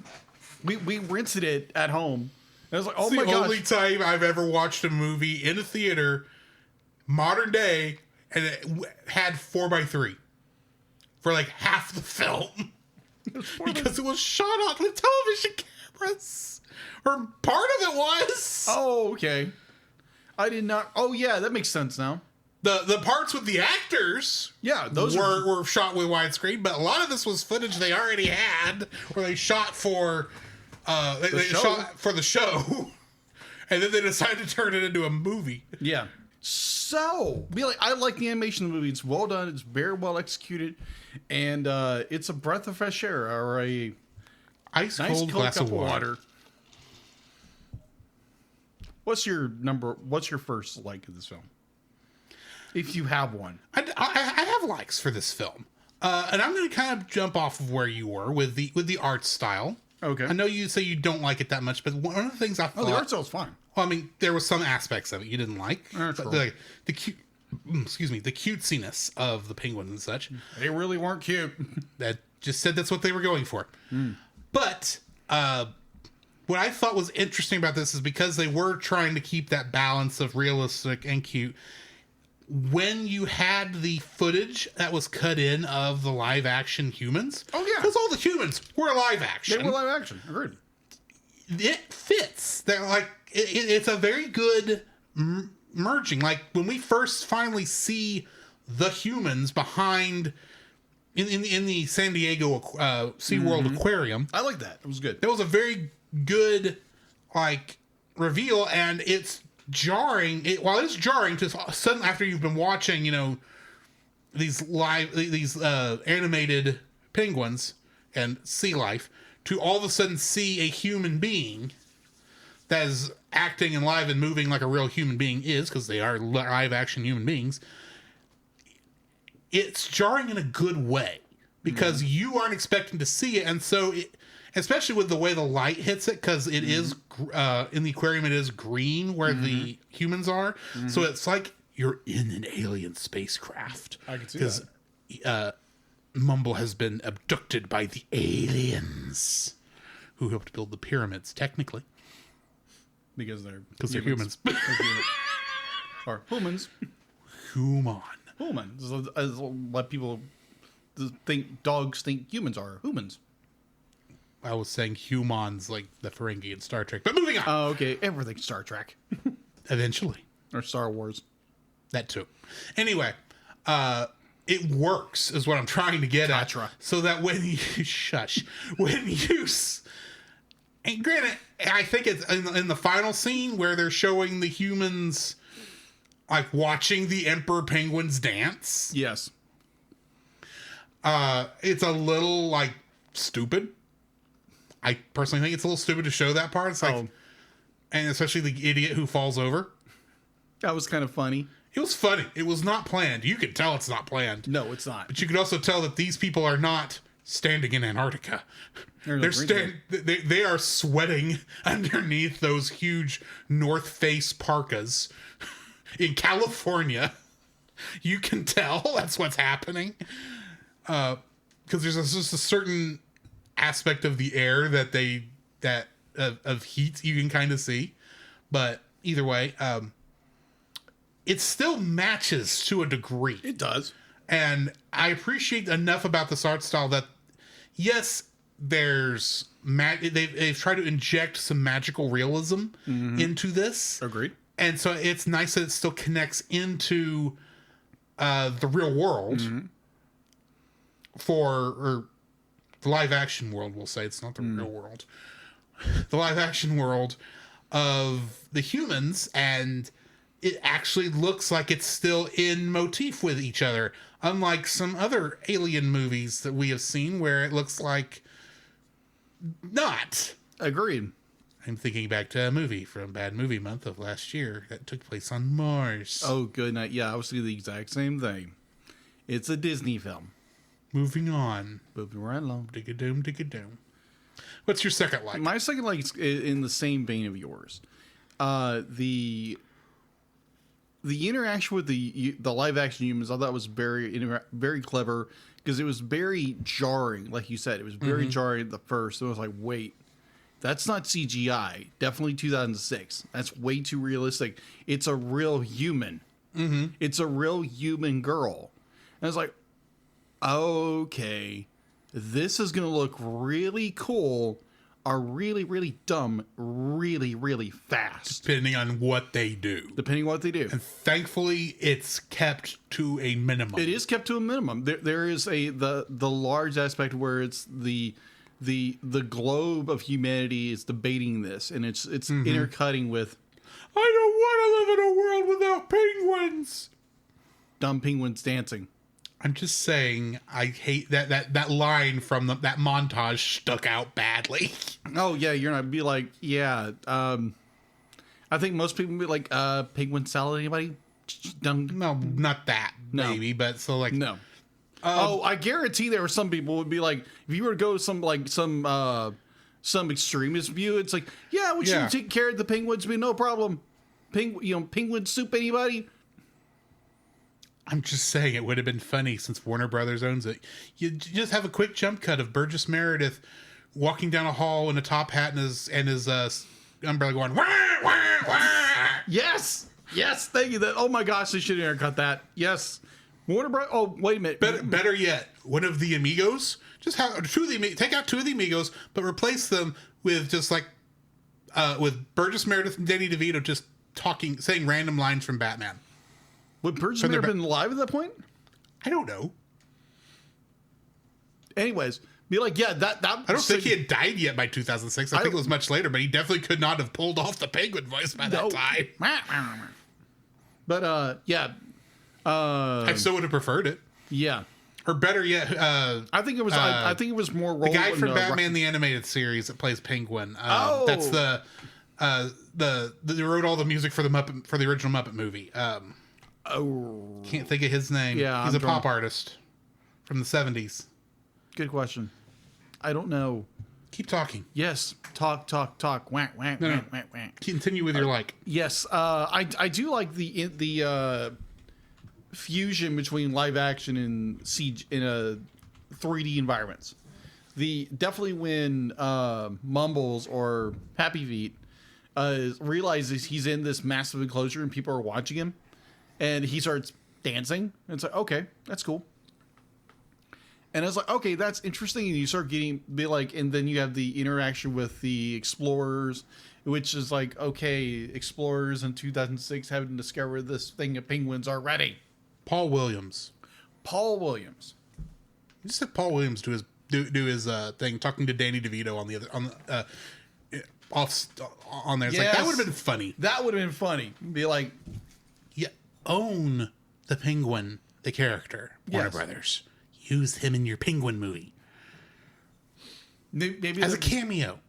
The only problem is that because yes, they own the character, but they still have to get permission from Warner Brothers, or from Warner Brothers or DC. I'm sorry, DC Comics. Right, but it's like Warner Brothers. The head company says we're doing this DC, and they say okay.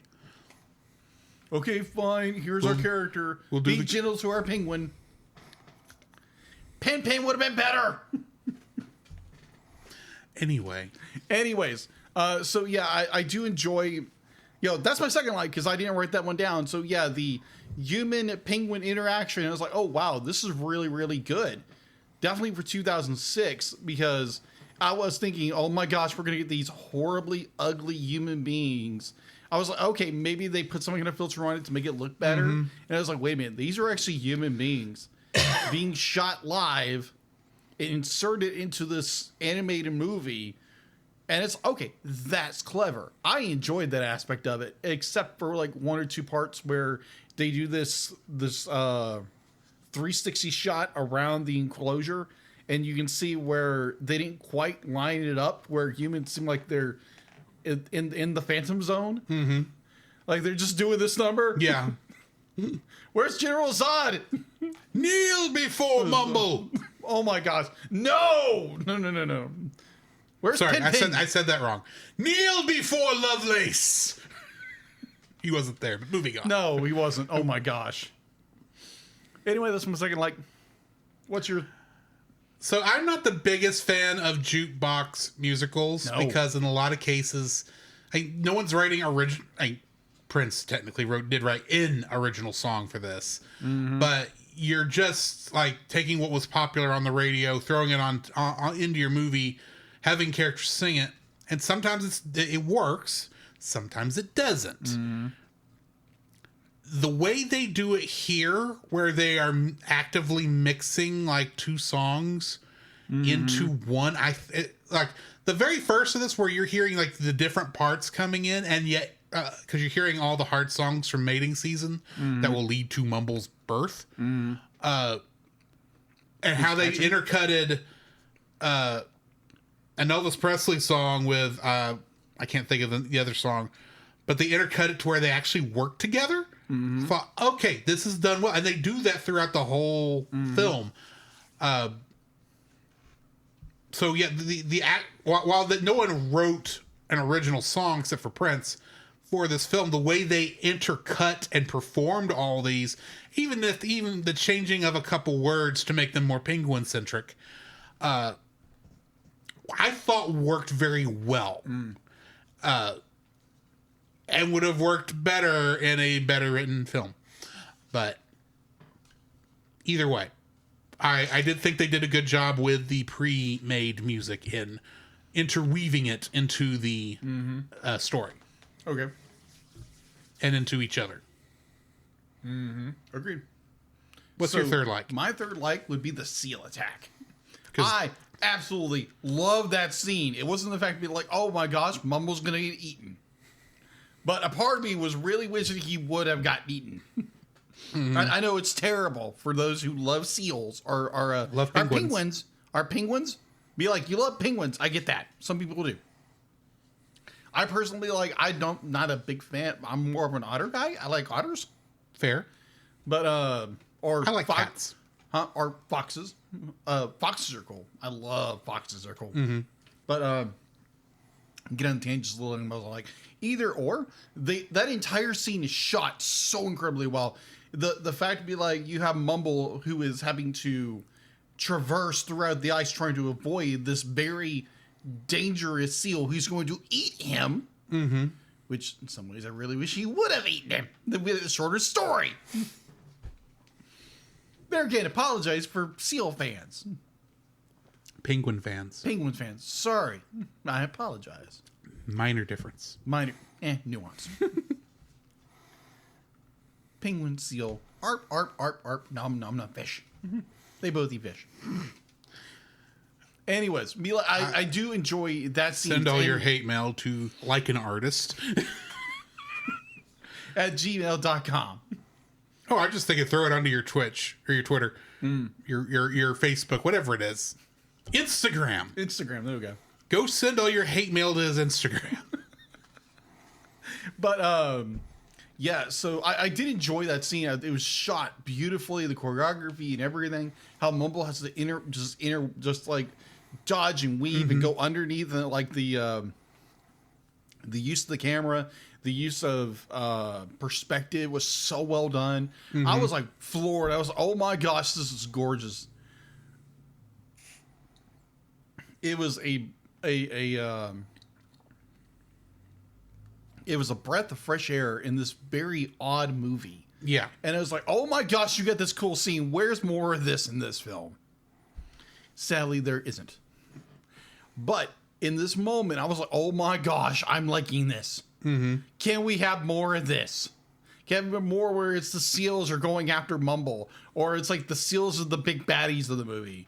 Let's inject more action into the film. Yeah, make it a not less boring movie. Anyways, I'm trying to tee up I don't like this film, but we'll get to that. We'll get into that in a minute. But my third like is the seal escape or attack from the very hungry sea lion. And I was like, okay, cool. And when he gets on the ice, he meets the very annoying little penguins. And the amigos. Yeah, the amigos? The amigos. Oh, okay. Because they're Spanish. Yes. You do know what I'm referencing when I say Three Amigos. The amigos. Okay, I wanted to make sure. I'm aware. I watched it when I was a very young child. I don't remember much of it, but I do remember it. Have you seen Magnificent Seven or Seven Samurai or anything like that? No. Where a group of people try to save a town. Yes. Because the town itself can't save themselves. Yes. That is the Three Amigos, but told comically. Yeah. Oh, I remember the film. I just don't remember very clearly. Right. I remember, three goofy guys in sombreros. Yeah. Yeah. Either or. I enjoyed the mess out of the seal attack. I thought it was a fantastic, like, the cinematography, the coordination, the angles, everything. I'm like, wow, this is incredible. And a very boring movie. I enjoyed the mess out of that. So yes, my third like is seal attack. And for a bonus, I really wish that seal would have eaten him. What's your third like? So for 2006, and I am saying that to help put it in perspective. We've talked about before how the hardest thing that computer animation has to deal with are particle effects, namely, in this case, fur and water, and how fur and water interact with each other. Yes. it is actually done fairly well. Agreed. In this film, to the point where it's like the way the light reflects through the water in different scenes is beautiful when it's supposed to be beautiful, and it's dark and dank and depressing when you're the closer you get to Florida, like it's supposed to. Take that for what it's worth. Just saying, the Bermuda Triangle is there for a reason. He swam into the Bermuda Triangle. Did you catch that? He swam to Miami, which is at the tip of the Bermuda Triangle. Which I'm trying to figure out how. We'll get to that in dislikes, but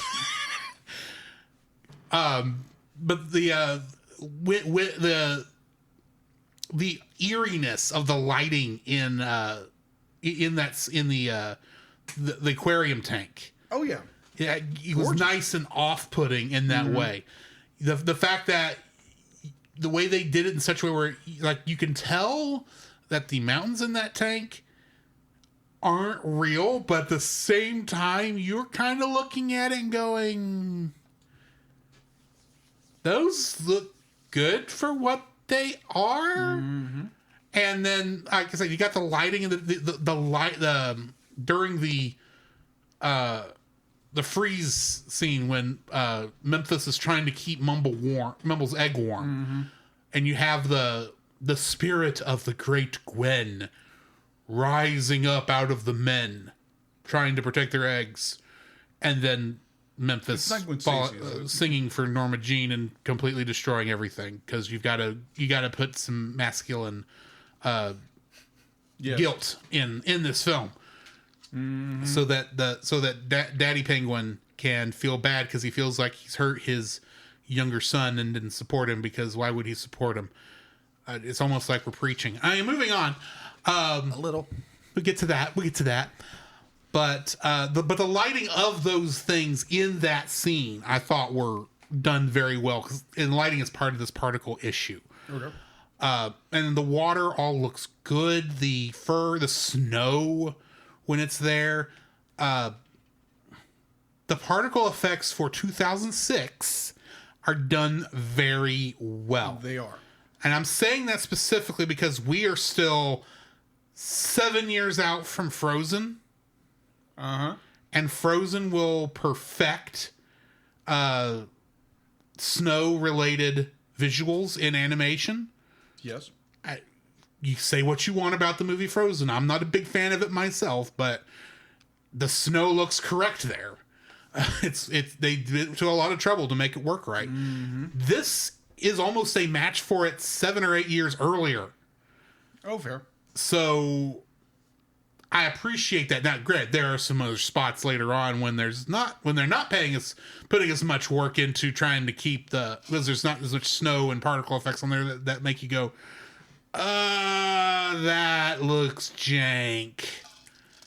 You could have done a little bit better work there. At the same time, this movie is so boring, I'm looking at my phone. Anyway, the particle effects, I think, are done for the most part fairly well in this film, especially for 2006. Agree. So, now the moment we've both been waiting for. Ret Master activate. We might as well just play this once and use it for all the dislikes. Exactly. Rentmaster activated. This audio clip owned by Nate Marchand of the Monster Island Film Vault. For more information, please go to monsterislandfilmvault.com. Jacob, what's your first dislike? Oh, you want me to go first? I want you to go first. My first dislike.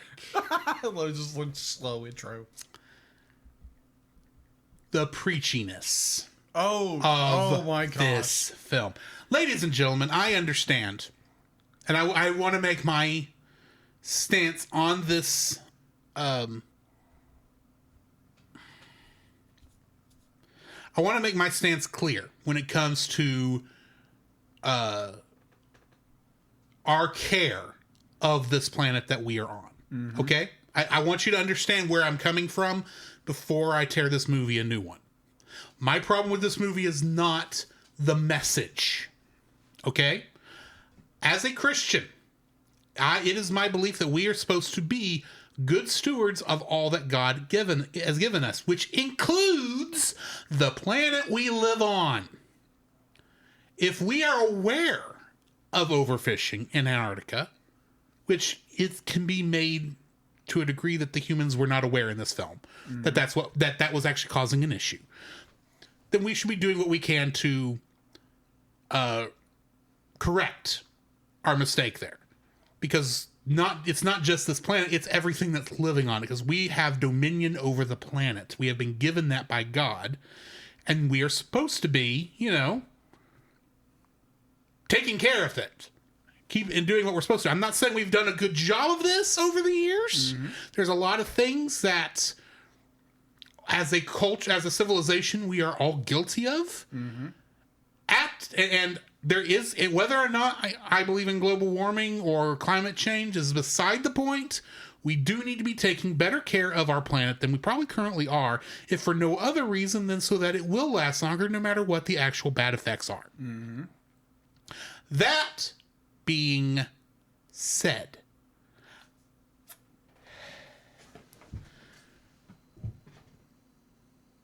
I am not a 5-year-old.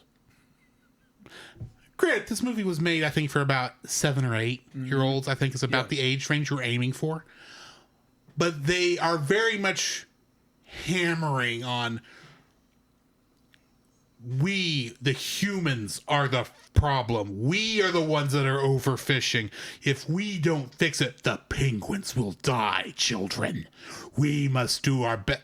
Children, it is our fault that these cute, cuddly, because this is what they're thinking, cute, cuddly penguins are going to die because we had to overfish this area. We are polluting the oceans. We are the most evil creatures that have existed on this planet. Ladies and gentlemen, while we are sinners, all of us are sinners, and we've all sinned and fallen short of the glory of God. Relatively, we're not that bad. We are not, it's not good enough to get us into heaven, but let's face it, very few of us are as bad as Adolf Hitler. That's true. I'm not saying that as a judgment against anybody, but let's be honest. Most of us are not evil. We are evil I know some theology people will fight me over this. Get what I'm saying. Listen to what I'm saying, not what you're hearing. You know what I mean by that. I can think of one person who said that. Yeah. I do not... Grant, I believe we should be taking better care of our planet. If the penguins are in trouble and we can fix it, I think we should. Especially if it's something that but in most cases, us correcting it seems to cause more problems than if we just let it alone and let it correct itself. Besides the point, I don't think in the preaching of your message, you should be trying to villainize the people listening so that they will try to be better and try to scare them into being good. That's true. And that's what this movie is doing, because the penguins are presented as these cute, cuddly little creatures. The birds that even the birds that attack Mumble in the beginning and when he's a kid, they are kind of given this cuteness to them. This, look at these cool animals. And yeah, they're doing all this thing because that's natural. Even the elephant seals are very, they're not cute in it necessarily, but they're not... There is a washness, except for the humans. There is a sheen of cuteness kind of washed over the whole film, so that even the uglier creatures by our aesthetics they're not cute and cuddly per se, but they're magical. That's probably the closest word I'm looking for is magical. Okay. It's not exactness because I don't really have a good description for it, but it's like all these creatures, they're going to die because of us. And if you don't fix the problem, young children, and try to be good little scientists and good little environmentalists primarily, it is going to be your fault that all the penguins and all the seals and all the other animals are going to die. I'm sorry. That's not what I need for a kid's movie. You want to preach to me? You want to deliver me a message that we need to be taking better care of our planet? Be subtle! That's my problem. The preachiness isn't subtle. That's all I ask. Be subtle. You can be there, get me to understand what you're trying to get at with a good story. Because that's the other issue I'm gonna talk about in a minute. But yeah, the preachiness in this is not subtle in the slightest, and it's hitting you over the head with a 19-pound sledgehammer every time, because every second's like, oh look, there's a 6-pack container around Lovelace's neck that he thinks is there from the Mystics, and it's actually choking him. You know, it wasn't choking him in the earlier scene. Why is that? Yeah. He was wrapped around his neck then. Did he somehow get fatter? He doesn't look fatter. Why did it take 6 months for it to choke him? Should have choked him immediately, I would think. I could be wrong. And that could be a limitation of the animation. Good. But this is the main thing I have against this film, is that its messaging, what it's trying to get across, hits you upside the head with a mallet and says, see, this is what you're supposed to be doing to make things better. Look, and now I have it singing the song and dance number. Dee-dee-dee-dee-dee. What's your first dislike? So I am going to go in the same direction as you did, but a different perspective when it comes to the over preaching of something. Mm-hmm. And I think this is more of a detriment to the film, because I read on Wikipedia, there was a small section of Christians who didn't like this film, and I was wondering why. And it hit me. It's not the environmental, because it does hit you over the head with a hammer. Mm-hmm.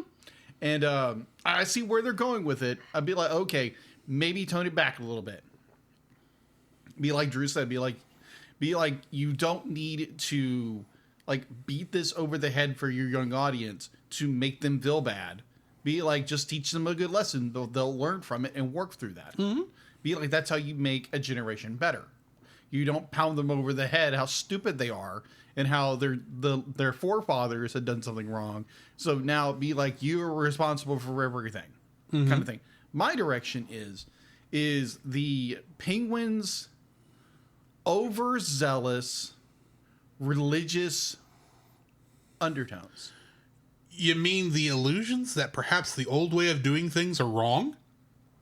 For no other reason than they are old? In some ways, yes. Because the worship of the great Gwen is wrong, because you need to, if someone is born different, we have to yes. treat them as equals. Great, we should treat people as equals. Yeah, even if they're born different. That's not what I'm getting exactly. at. You know, because that was one of the things to be like, there was a vilification of religion. Yeah. And there was a vilification of religion. There was a vilification almost of like, because everybody vilified Mumbles. Mm-hmm. Everybody. Because he was different. Because he was different. Nowadays, in 2025, he had been celebrated by everything. But we're not here to talk about that. We're here to talk about what the film does. Oh, that's because the film was actually trying to show that Mumble was being bullied for being different. Oh, yeah, he's definitely being bullied for what he's everybody thinks that, oh, it's his fault. Yeah, it's his fault. That all this is happening. It's like, I know there are people who see it that way and see this as when something is different, it's punishment from God. I know some people look at things that way. Oh, yeah, some people believe that. First off, Jesus spoke out against that pretty clearly. Oh, yeah, agreed. So that's usually not the problem. No, it's not. The problem is people are scared of what they don't understand. Exactly. And so you have this overzealous religious view of this hierarchy of penguins who think, oh, because of this mystical god or whatever, what was it, Gwen? The Great Gwen. The Great Gwen is going to protect us from this, and we have to be overly zealous of everything. And if something goes out of order and disrupts things, kind of like a Mumble, be like, oh, because Mumble's the reason. Mumble's this because he creates disorder. Be like, no, because because something new comes into it, you're threatened by it. And now you have to draw people back into your zealous ways of view. Mm-hmm. And it's just like in some weird ways, be like, as a born again Christian, it's like, okay, so you're trying to tell me that my way of life, the like, there again, this is an over exaggeration of everything. But you can see how it can be viewed that way. Yeah, it can be viewed that way. You can see how someone who is not a Christian and sees Christians as weird and awkward and backwards in their thinking would, even if they're doing it subconsciously, are putting what their frustrations say with Christianity into dealing with the old penguins and their revering of the great Gwen. Yeah. You can see how they could easily do that. And yeah, I agree in some ways. It's more because, Mumble comes in, he's a dancer, he's different, and that is going to threaten the order, that's going to threaten this, that is going to upset the Great Gwen for some reason or another, because someone dances for a different. And I understand our culture is very much about you got to be this and this and this. And it's like, it was irritating. I was like, okay, you made your point, stop it. And it'd be like, I thought it'd been a great idea. It'd be like, you get to the halfway point of this movie where almost to the point where the elders see what's going on. They see the people rejoicing in what's going on. And they would have been like, oh, I think we need to change our ways, because they are kind of stuck in their stuffy suits or something like that. But no, they just kick him out because, oh my gosh, you're the reason for the fish problem, which is just brought up into the scene to make more conflict, which is like, what the crap is going on? Okay, admittedly, they brought up there was a fish thing early on. Yeah, very early on. So, but at the same time, and we'll get to this when we get to writing, it really does feel like that was added at the last minute after they decided how they were ending this thing. Yeah, so okay. And then they went back and rewrote a scene. Yeah, so this overly zealous viewpoint of religion. Be like, okay, if you're trusting that this mystical lower G God kind of character is going to bring you through the harvest, or be like, bring back the fish. And I get where the movie's coming from, but it's going with that religion, like old religion, it doesn't work because you have to trust in the science and be like, oh, because people would be like, because you have to embrace people who are different. Believe me, I'm different. I bark like a dog. Okay. I don't see me like, well, religion is bringing me down. Like, no, because my faith in Christ helps me throw it some days. Okay. Yeah. So I didn't think I was going to go that far with it, but. Well, I did kind of set the. You did. The tone. It's like. You did set the tone. But I felt like I had to make sure people understood I'm not against being environmentally conscious. Yeah. I am against fear tactics. Oh, yeah. And being the only way you have to convince people to do something. Yeah, and this definitely is subplot. And here's the kicker. Here's the freaking kicker about this movie. It's like you have this so overzealous religious undertone the entire movie. And when you get to your zenith of the story is where the alien humans show up in their helicopter, and then all of a sudden be like, everybody's doing the new thing of dance. Everybody's doing it. So we'll get more into this in a second. Yeah, but I'm like, what the frick is going on? I'd be like, don't you have convictions or anything? Apparently not. It's like, oh, let's just go on this big dance number, which you were just like 10 minutes ago, like over. Dancing's evil. Dancing's evil. It's going to bring about the, you know what it sounds like? We're Baptists. And we're saying dancing's not evil. No. I was just thinking. No, this sounds like leave room for the great Gwen. No. Let me finish. Sorry. Because I kind of grew up in a missionary Baptist church. Yeah. Where dancing was not allowed. Yes. At all. You couldn't do any of that stuff because that was wrong. It was sinful or anything like that. So if you did anything like that, it's just no. But you could play cards, which is kind of weird. Yeah. But we're kind of arcing back to that. It's just like, there again, I am not downing my old church. I love my old church. Like I just go to a different church now for the last 17 years. Yeah. But it's that idea that you can't do this, otherwise you are going to upset the order. You like God is going to smite us because you're doing this. It's just like, oh my gosh. I mean, like, I think the way some people view faith, or definitely Christianity, be like, dare say it, Islam. If you look at the extreme parts of Islam, yeah. You look at extreme parts of Christianity, yeah. Be like, some ways it's not going to look good. In other ways, it looks great. Mm-hmm. So if you just plug this idea that religion is terrible and it's controlling, and all it is, it just subjugates people, and be like, you don't have an identity. You have to submit to everything, to whatever, quote unquote, your preacher says. Be like, you're not a religion. It's called a cult. And that is the problem, is that this is not a religion. It's a cult. Because a real religion, even the religions we disagree with, yeah, they do kind of ask you to make these decisions for yourself, that you will believe what's being said. Mm-hmm. If someone asks you to believe something blindly, mm-hmm. and they have nothing, then you are then you need to start questioning. Really, you should be questioning everything, because if it's going to hold up, that's true. That's truth. Truth will hold up. Everything else will burn away when you question it. Exactly. At least that's how I see things. Yeah, agreed. It's like, it's the overly zealous religious viewpoint that kind of points to be like, oh, because religion's just terrible, and so we just need to embrace this new thing.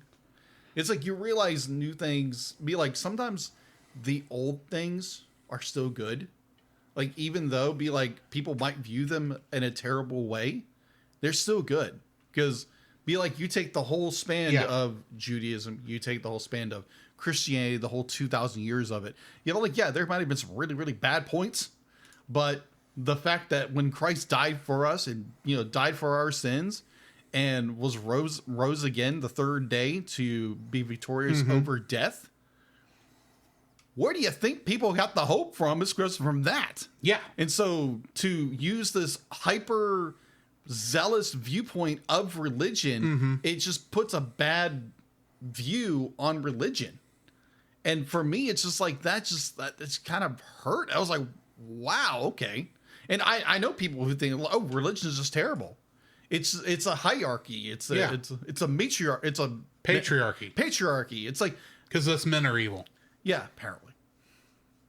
But I know that's not exactly what y'all say, but this is how it comes across. To some people. Yes. Not everybody. Some people. But yeah, it's just be like, that was very disturbing. And at the very end, they're all dancing. It's okay. So you just be like, oh, because this is going to get our way. And that kind of stuff, new age thing with progressivism and that kind of stuff. What, Christianity, progressive Christianity. No, you're worshiping the world. So kind of coming off that, I'm gonna start at this from a more pragmatic point of view before I jump into the more esoteric. Go ahead. So, first off, you chose dancing as how this penguin was going to be different. Mm-hmm. You decided to make this penguin an emperor penguin, which is not exactly known for flexibility, at least in generally the way it looks. And I don't know how actual emperor penguins are, because I've not watched March of the Penguins or anything else of that. I've not even seen a penguin in real life, I don't think. But they don't move. They kind of just do this. Yeah, they waddle. They're known for waddling. And you decide to make him a tap dancer. Because, Grant, that's the best penguins I could probably do. But the problem is, he's tap dancing in a suit. No. You can do tap dancing in a suit. It's the point. The problem is, they didn't animate it very well. Half the time when it's focused in on his feet while he's doing the fast tapping, you can barely see any movement at all. Because he can't lift his foot that high. Even if he does, because he's doing the fast tapping, it's hard to even see he's actually doing anything. half the time it doesn't even feel like they were animating to the sounds of the actual tap. So for the most part, until he actually gets into a beat, like usually getting into it good. And yeah, at the beginning, when he's first starting, it's a lot of he's standing still mostly and then doing the tapping. It's not very convincing. That's what he's doing. Now, granted, you get into the wilder dance moves later on. That's wilder. I mean, just more moving more often. Yeah, that's more clearly seen. But most of the other time, like when you actually see people tap dance, there's a lot more movement in the legs that the Penguin I don't think is actually capable of. And so I think part of my issue is I don't think the Penguins even have the ability to move their feet in a way that even in this art style can be seen as actual tap dancing, because they went with tap dancing to start this because that's the easiest way you could show this thing.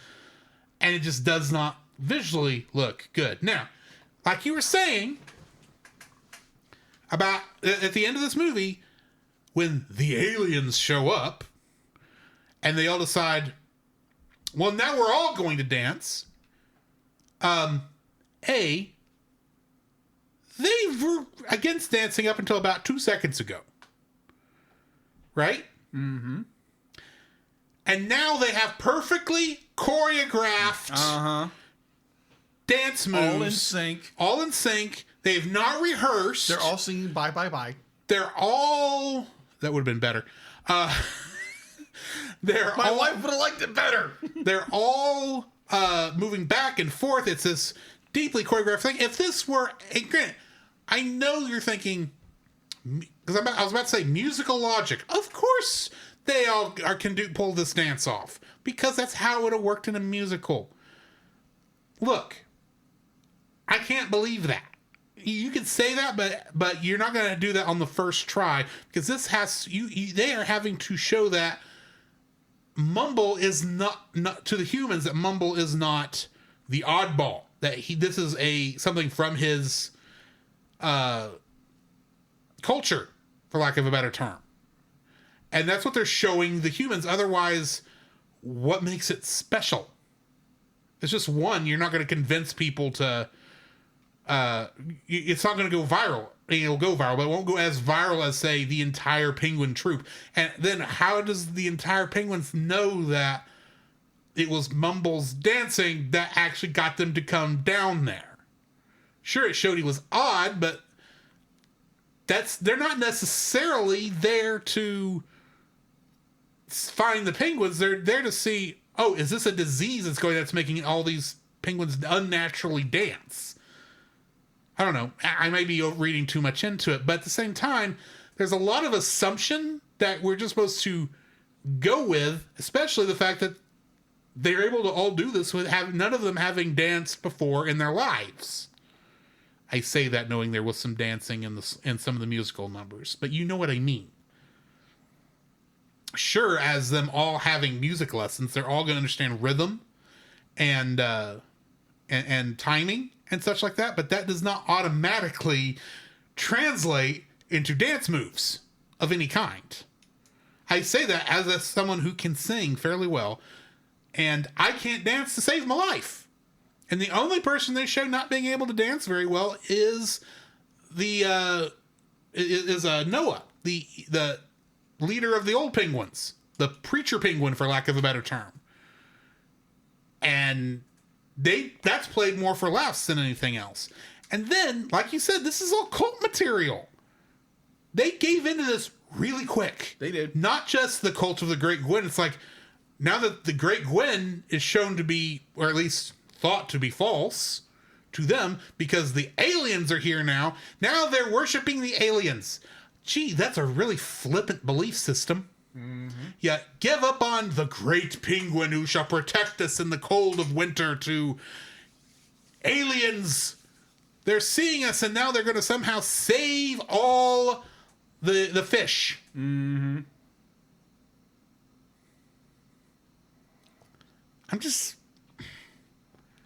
It's a lot that has to close up fast. And granted, I understand It's a musical. There's a lot of stuff that's just going to be quick at the end because the point was Mumble's weirdness was what was going to save the day. You know what this is down to? This is a weird retelling of Rudolph the Red-Nosed Reindeer. Yeah, agreed. Except it's Mumbles the tap dancing penguin. Okay, fair. He even led a human through the cold snow to see the rest of it. I don't know. I'm stretching a little, but it's still definitely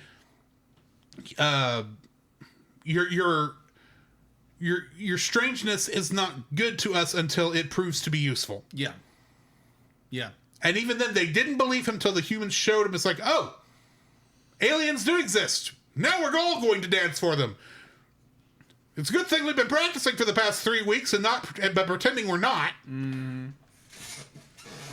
Oh, fun fact. From SeaWorld.org.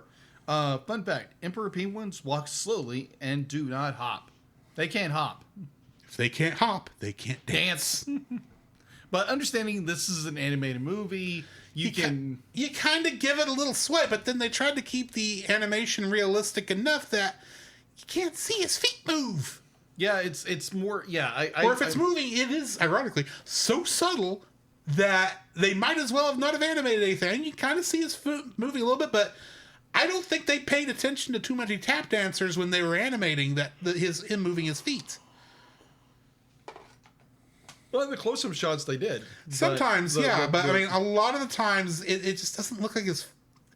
Maybe I just wasn't seeing it. That's very possible. But I just did not see the feet moving. A, in time when they were moving, or B, even they weren't tapping. Okay. I was not seeing any tapping.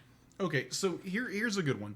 So this movie kind of prides itself in being like anatomically correct. Yeah, when it comes to how penguins act, and how they behave, and be like how the environment exaggerating within the limitations of the natural. Exactly, but be like I can see your point, but be like you're so studious to like all the realistic, and then you have penguins who can barely waddle, and be like they can't even hop. And yet you're making them dance because you want to make a fun movie. But then here's the other thing. That's only true of the Emperor penguins. The Amigos are cartoon characters. They're not real penguins. They're real penguins. There are real penguins like that, but they're not. That species of penguin does exist. Yeah. But they don't. They are just like, we're now going wild and crazy with these penguins because they're the comedic relief. They're the ones who got to do the slapstick. The Emperor penguins, no, they're the serious penguins. So we have to draw them we have to animate them anatomically correct. But we can have the other ones doing fast pace and I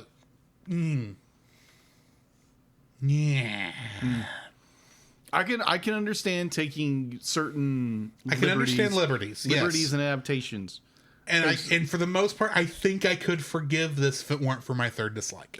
Okay. And that's the other thing I'm going to say. Without my first dislike is affected by my third dislike, because I think my first dislike is because of my third. The second one, if the third dislike wasn't so bad, I could let it go. So my second dislike of this film, there again, when you started on the like over preachy, it's okay. Let me rearrange that to kind of flow into what you were talking about.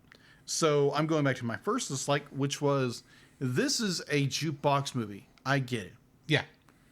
It drove me up the freaking wall. Be like, I understand. Be like, I have heard jukebox movies that are good. You take, like any good musical. Heck, I can point to, dare I say it, High School Musical. Yeah. Does good. It's a good musical. The story is not that great. The story's decent. In my opinion. It's a we're not here to review High School Musical. No, but we're not. It's a very paint by numbers traditional story. Traditional high school jock boy geek girl love story. But the music is decent. It's kind of like a modern West Side Story. Yeah.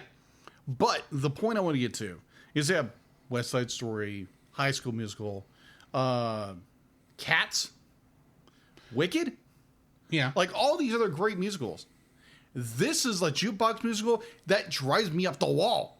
It's okay, I understand they're musical penguins. I get that. But every single 5 seconds, you have to stop and sing some stupid song?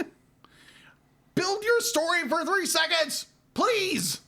It drove me nuts. I do understand this is a jukebox musical. It's a musical. Hang on. I get it. But at the same time, it drove me nuts. Let me, I'm not saying, I'm trying to help you refine what the problem is here. Okay. I don't think it's a jukebox musical. In reality, I think what it is there's too many dang songs. Oh, agreed. There's way too many singing songs. Agreed. There is. A jukebox musical, by definition, is a musical in which all the songs that the characters randomly burst out and into songs. This is overkill. Are from the radio. They're written for other purposes. They may be modified to fit the situation in the story. Fair. The problem here is every 5 seconds, if it's not a full-blown song, it's three lines of a song to make a joke. Yes. It's like, oh my gosh. Because, again, great musicals have stops where it's character growth and everything. Yeah. This movie can't take a breath except for the first act of the third act where there's really not a lot of music. The entire movie, it's like they can't stop themselves from plugging some song into here. It's like, oh, can we please just stop? There's too many songs. This is the same problem that Strange Magic had. Oh, should. Or, what was that other one? Raggedy Ann and Andy. Yeah. Oh my gosh. Bear in mind, when we did Raggedy Ann and Andy, a musical adventure, I put that in there because it went to fever dream status. And I thought that would be fun to talk about. And that was not the problem with that film. The problem is there's too many songs. There's way too many songs. Like, this movie has a problem with way too many songs. I understand. They're musical penguins, and that's how they communicate and they talk. Singing. And that Have you heard a penguin sing? It's not very fun. And that is fine for a story. But here's the thing. You've got to tell your story first. Yeah. And the music has to well integrate. Artsy Steph in the chat says perfectly, it's oversaturated. Yeah, agreed. It's way oversaturated music. That's the only reason I wasn't intending to correct you. It's just I had a feeling I knew what your actual problem was from what you described. I just wanted to make sure I was not misinterpreting. Yeah, no. I think you hit it on the head. It's like Artsy said. It's way oversaturated music. It's again, like Drew said. There's movies where it's okay. We're gonna put this musical number in here that's not original. It's an outside source movie coming in. But this movie just as much as I'm not a fan of the movie or the musical, as I've watched both, Mamma Mia is a much better jukebox musical than this. Okay, yeah. So again, this movie granted, that's a jukebox of all one artist, but still. This movie is way oversaturated, like Artsy said. It's way oversaturated with just pop songs and everything like that. It doesn't take a breath to actually try to formulate a story. It's like, oh, here's a little story. Oh, music. Story, music, be like barely Mew, sick.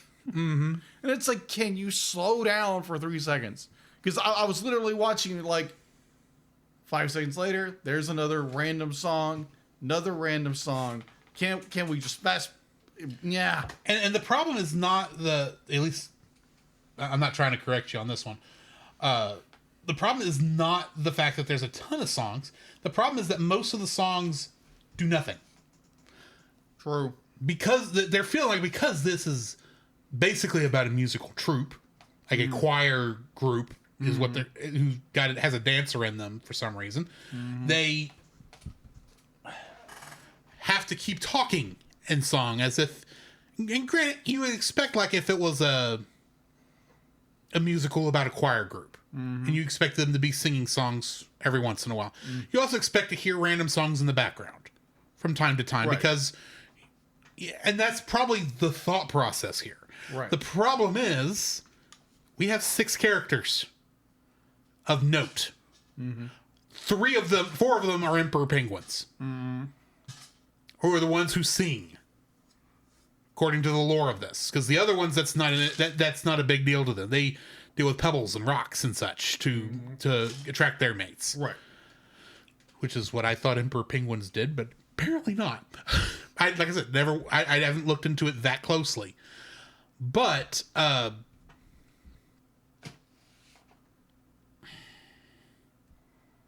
problem is there's too much, and there's not enough people where it makes sense that there would be this much diegetically. Mm-hmm. Which I just mean like in universe. Mm-hmm. Anyway.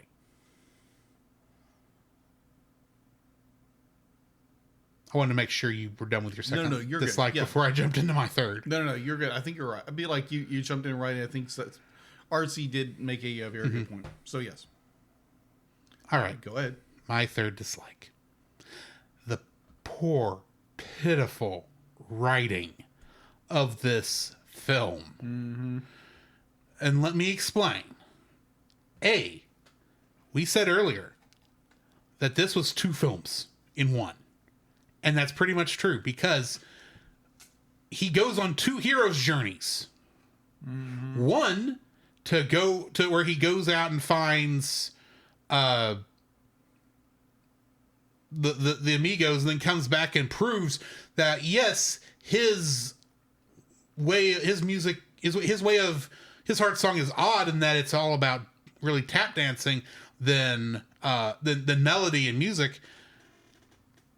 And then immediately it's like, okay, you came to the part where you decided that you were happy with yourself because you're not different. And now you've got to go out and find out what's going on with the fish, because it wasn't good enough for the other ones. And so you go on another hero's journey to find out what happened to the fish, which means you go back to Lovelace, because they went to Lovelace twice.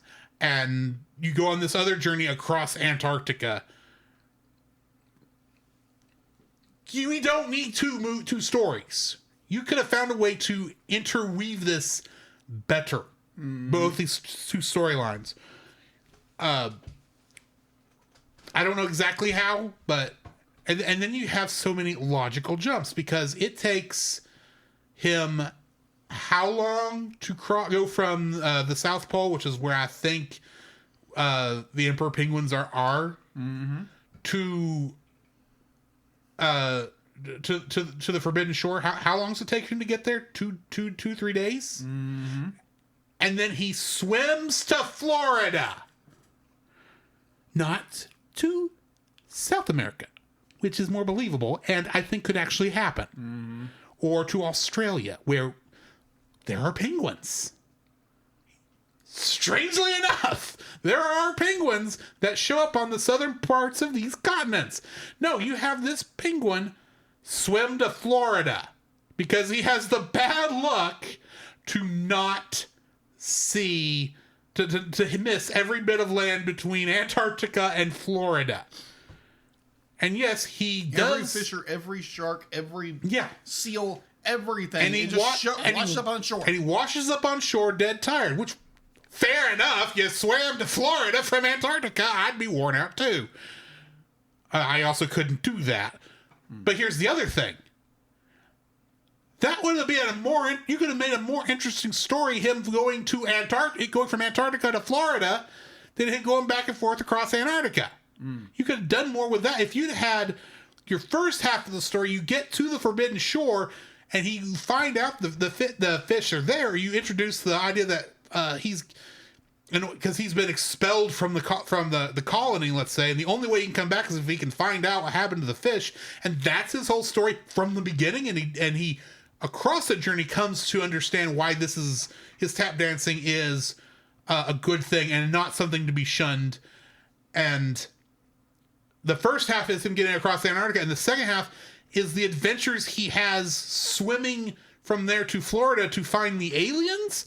That would be an interesting way to tell the story. It would be a good long adventure instead of 2 short adventures and a jump to Florida, half a world away, and I'm not even exaggerating with that term. And then, the thing I still don't get, did they take him back to the shore of Antarctica? Did they just release him into the Atlantic Ocean and he just somehow knew how to swim back to Antarctica? Mm-hmm. What happened? And why did you know? And if you did drop him back off in Antarctica, this weird tap dancing penguin that might be of a variant of a species you didn't know about, because that's what I would be thinking if I was a scientist and came across a tap dancing penguin. Mm-hmm. How would I know they were in Antarctica? I mean, I could guess, but what if, because since you did nothing to protect this penguin as he walked back to the middle of the freaking continent, what did you do? How did he not get attacked by, what if he had gotten attacked by seals? Or many other of the predators, like the flying birds that we saw, what do they call this? I don't know what they're called, but the ones that told them about the aliens to begin in the first place. Yeah, there's a lot to accept here. That, granted, it's a musical. Let it go by musical logic. We are trying to wrap this up in a fast way. Tell me a good story, and you won't have to wrap it up, because it felt like it was very forced ending. Because it's just that poorly written.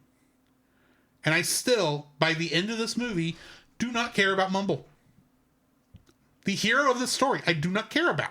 I don't care about the penguins. I don't care about Memphis. I don't care about Norma Jean or Gloria or the fat penguin voiced by a rapper or any of the 3 characters that Robin Williams played. I don't care about any of these characters. The writing is so poor that you did nothing to make me like any of these characters. Mm-hmm. You made Frodo whiny. You made Elijah Wood whiny. You made Robin Williams annoying. Congratulations on that, because you didn't do it just once. You did it twice. 3 times, except I didn't even hear the third one. And you annoyed me every 5 minutes because you couldn't leave the play button on your iPod alone.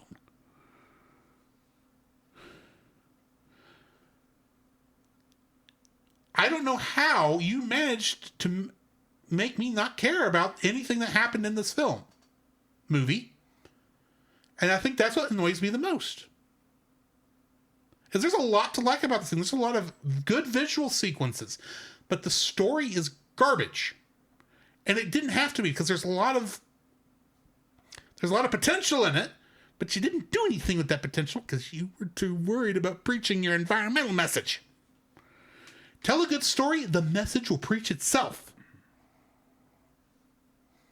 Jacob, what is your third dislike? My third dislike kind of goes in that same vein.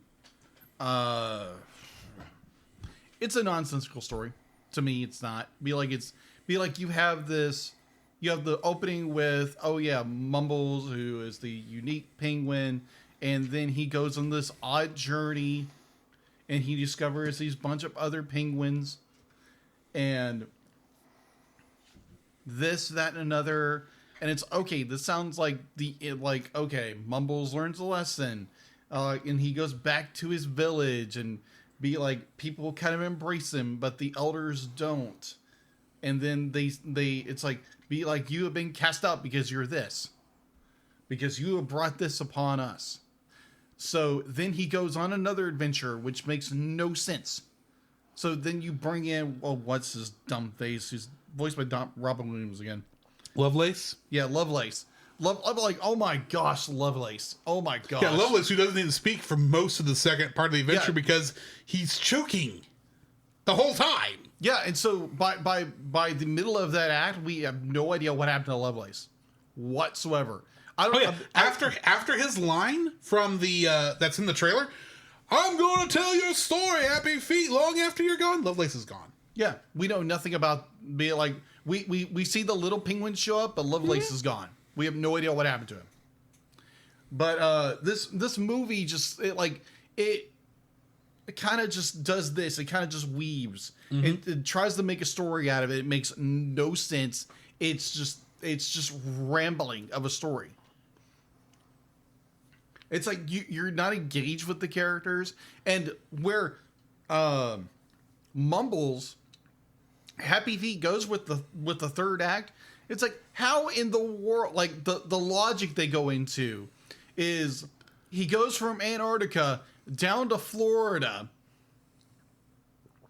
and then is in SeaWorld, allegedly, goes to SeaWorld, and then the humans are so entertained by him, they don't explain how they don't explain why he was released, how he was released, how did he get back to where he originally was.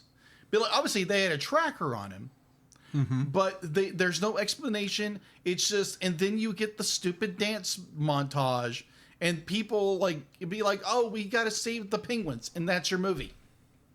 And oh yeah, the penguins are happy. That's it.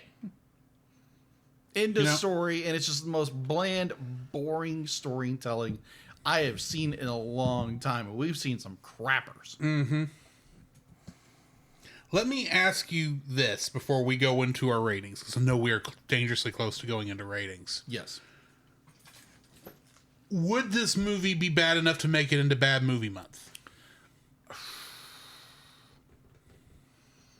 Because this is not an entertainingly bad film. No, it's not very like most of the stuff that we put that ends up in Bad Movie Month. Yeah, this is just There are parts of the movie that are entertaining, other than be like the movie that just wonders and there's really no rhyme or reason they do things at the end of the movie. It's like they just chunk things at the wall and hope it works. Mm-hmm. But yeah, I really didn't like this film. I really didn't. So I think we should get into our rating. Yes, we should. What are your rating? Okay, I'll go first. As I was waiting for you to get here from work, our good friend Francisco of the Retro Rewind podcast jumped in, and I told him that there was a very good chance that his most prophesied rating might get mentioned tonight. Oh gosh. And I've actually been debating if that was a possibility or if that was an actuality. Because I can't guess what you're going to rate it. You've got your own ideas. Yeah. Because I'm not sure it's that bad. Yeah. There's a lot to like about this, as long as you're not trying to think too hard about it and trying to gain, and just kind of letting it be what it is. Yes, it's a little preachy, but like I said, I think that's a problem of the writing, because that's more of what they were concerned of. Is it? I'm still not sure if it's really that bad, but I'm going to hedge my bets and say 3.5. 3.5. You're welcome, Roy. Okay, personally, be like, I don't like this film because the story to me makes no sense. It's way too over the top preachy about everything. Which I mean, like, it's understandable. Like, you need to like convey your message, but don't like overhand fist everything and make your audience feel stupid, or at least guilty about something. But there are aspects of this movie I enjoy. I love the animation. The animation is gorgeous in the movie. I cannot give this movie anything low in any fashion or form because the animation is gorgeous, but the story and the writing is just so bleh. Do not get me wrong. I think I don't know where the writer and director was going this, and it'd be like his, oh my gosh, I love this story. Good on you. I don't like it. So it's just hard to believe that this was written and directed by the same man who wrote and directed the Mad Max films. The new ones. All of them. Wait. Oh yeah, that's right. He did. Yeah. He's right. He's the guy who created Mad Max. Yes.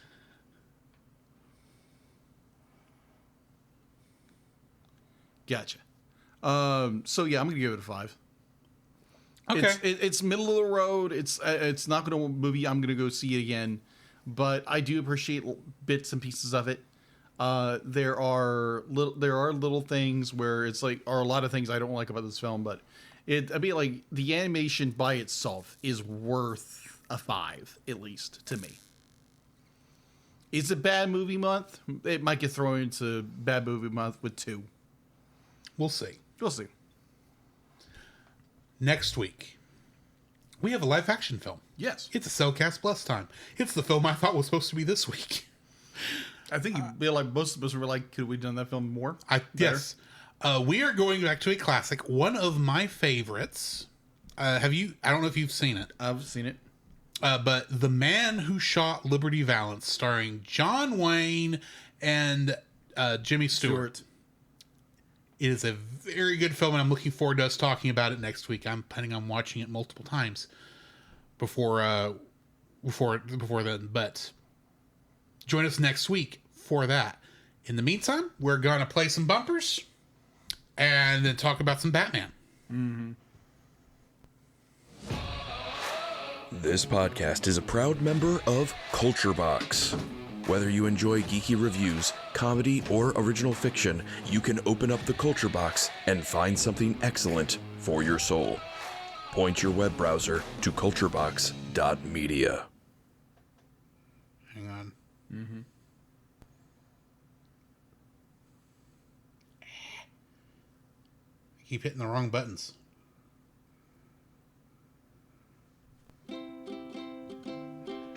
This week, we suggest checking out Retro Rewind Podcast.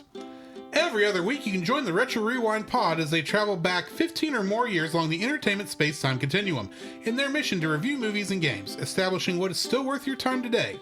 You can expect fun banter and true insights from Francisco, Paul, and a rotating cadre of guest hosts who are all out of time.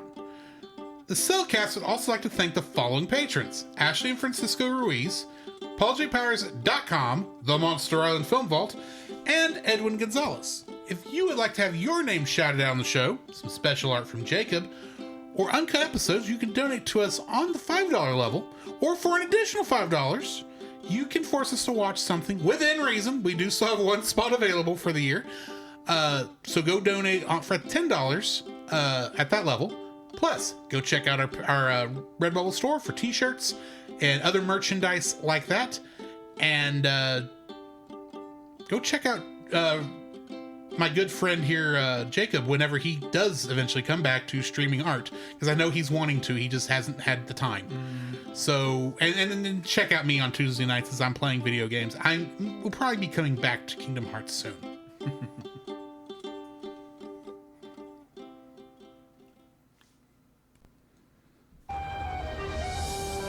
I am vengeance. I am the night.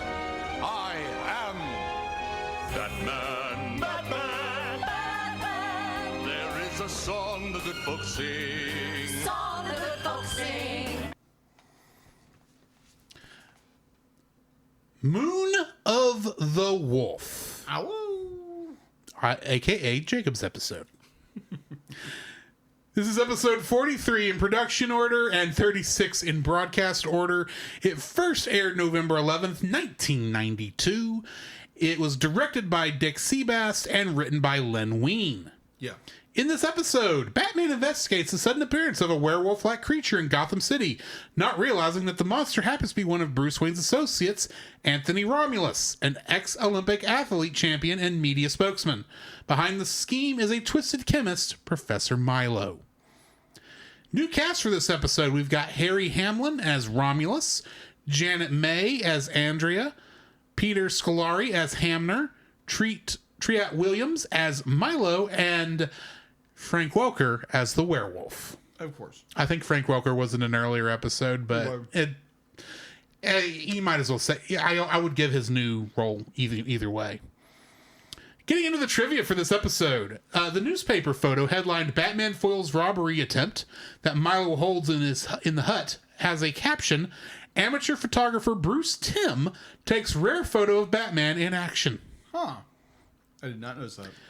Dr. Milo's hut, where Anthony Romulus returns at the end of each transformation, has a sign on it that says Seabass Construction, likely allusion to the director of the episode. This episode is an adaptation of a story from Batman Volume 1, number 255 by Len Wein and Neil Adams. I keep saying Olympic Olympic Games in this, but it's actually the August Games that they said. This is a reference to the games of the 25th Olympiad held in Barcelona in July and August of 1992. The Barcelona Olympics concluded nearly 3 months to the day before this episode aired. Makes sense. Batman repeatedly calls the werewolf by the name Harry in his human form. He is voiced by Harry Hamlin. Dr. Milo tells Romulus he has lycanthropy, as in werewolfism, although there is an ancient myth that those with lycanthropy shapeshift into wolves. The actual disease of lycanthropy is a psychological disorder in which a person has delusions of becoming a wolf. Lastly, the werewolf's name is Romulus, which is based off the mythological story of Remus and his brother Romulus, whom Rome is named after, and they were raised by a wolf. A she-wolf. A she-wolf. So, what are your thoughts on this episode? I enjoyed it. I think the idea that, or not the idea, but the story, because you had this very similar story with Tiger. The previous episodes we reviewed. And you have Tigress. You have Tigress who is this lone kind of he's a lone wolf character. He's a lone wolf character. And then you have this character who turns into a wolf. And both stories end with we have a conclusion to the story, but we don't have the werewolf former athlete, disappears and we don't know what happens to him. Same way with Tiger. It's the exact same way. I thought that was a very interesting way to end the story. Because most of the time it's the villain, they get caught. Yeah.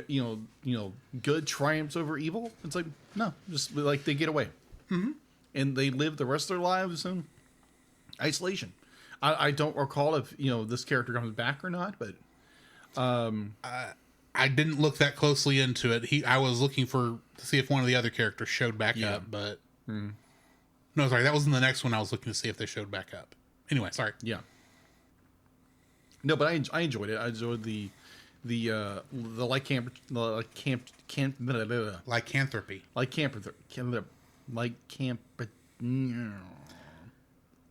Turn into a wolf. Werewolfism.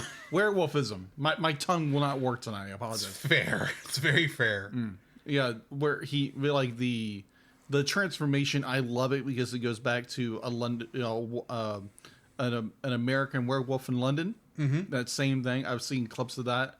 I think I saw when I was very young. I saw that, and it scared the crap out of me. I don't remember a lot of it, but I remember that. It's got that same vibe, when it comes to animation. It's done very well. It's the point where they started using the animation slightly different, very, very slight, very, very slight. So I enjoyed this episode tremendously. It was very well done, and I don't because I remember rewatching this when I got the box set, and I was like, this is a good episode. So yeah, I enjoyed it. I enjoyed this episode also. Admittedly, I joked when I saw the werewolf and thought, oh, look, it's Jacob.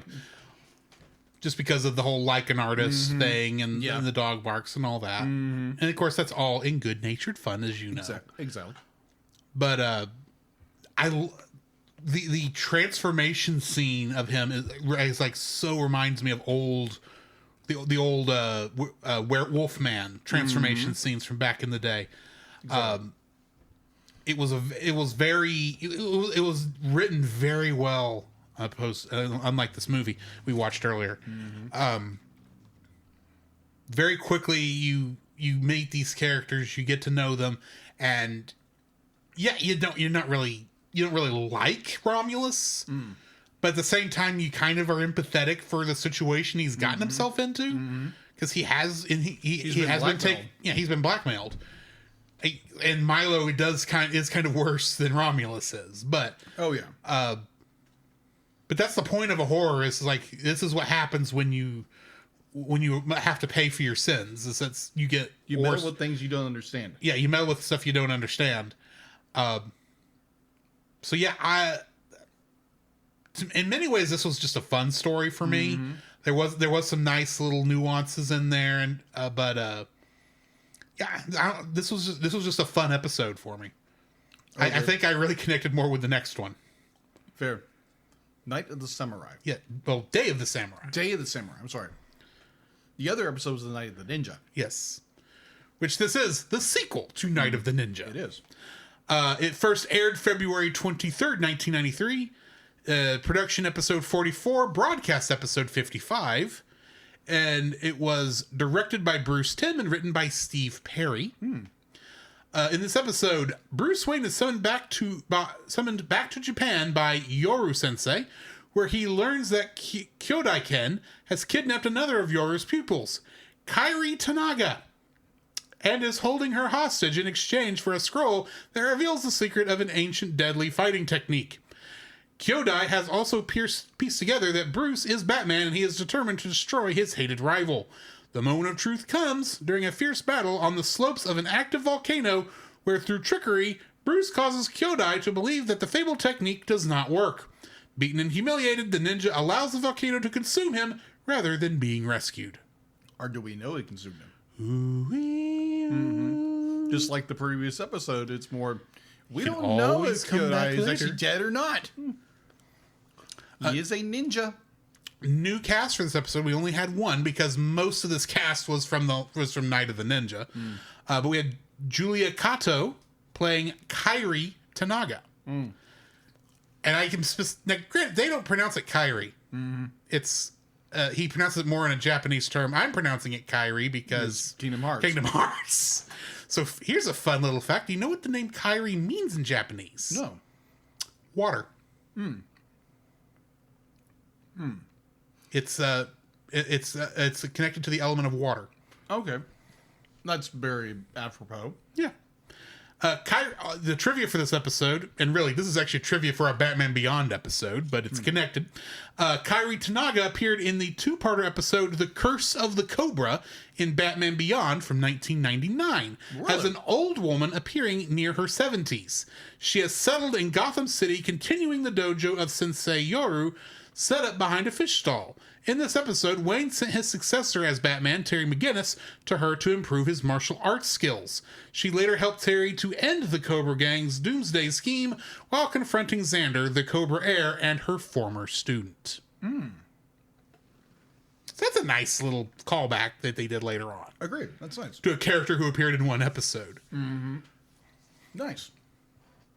So, I actually really enjoyed this episode, I think, more. And I think it's because of the martial arts-ness to it. And I've watched enough anime. I kind of understand a lot of what they're talking about here. And or at least I can kind of get into it more than I can the werewolf horror from the last episode. But this one was just so much fun. Now, I will say I had one small annoyance. So I watch a lot of my stuff when I'm with subtitles on, and for some reason on Amazon, every time they spoke in Japanese, it threw up on the screen, speaking in Japanese. The problem is, the subtitles were sitting on the baked-in subtitles in English, and would disappear as soon as the text underneath them disappeared. So I could not understand. I had to keep turning them on and off, or I actually just left them off, just so I could read what was going on through half of this episode, since it is in Japanese, and they did translate it, so I had to find out what they were saying, and it just doesn't help when all Amazon's telling me is speaking in Japanese. It's like, I know, you're covering up the actual translation, silly thing. But that's a minor quibble. I don't know. This is I love the idea that, yes, Batman is the Dark Knight, but he's also a samurai because he is noble, unlike the ninja. So I approach, and I loved the fact that we had a fight here where Bruce Wayne is actually the one doing the fighting. And And I say it has to take off that because we don't normally see the Bruce Wayne character model do any fighting.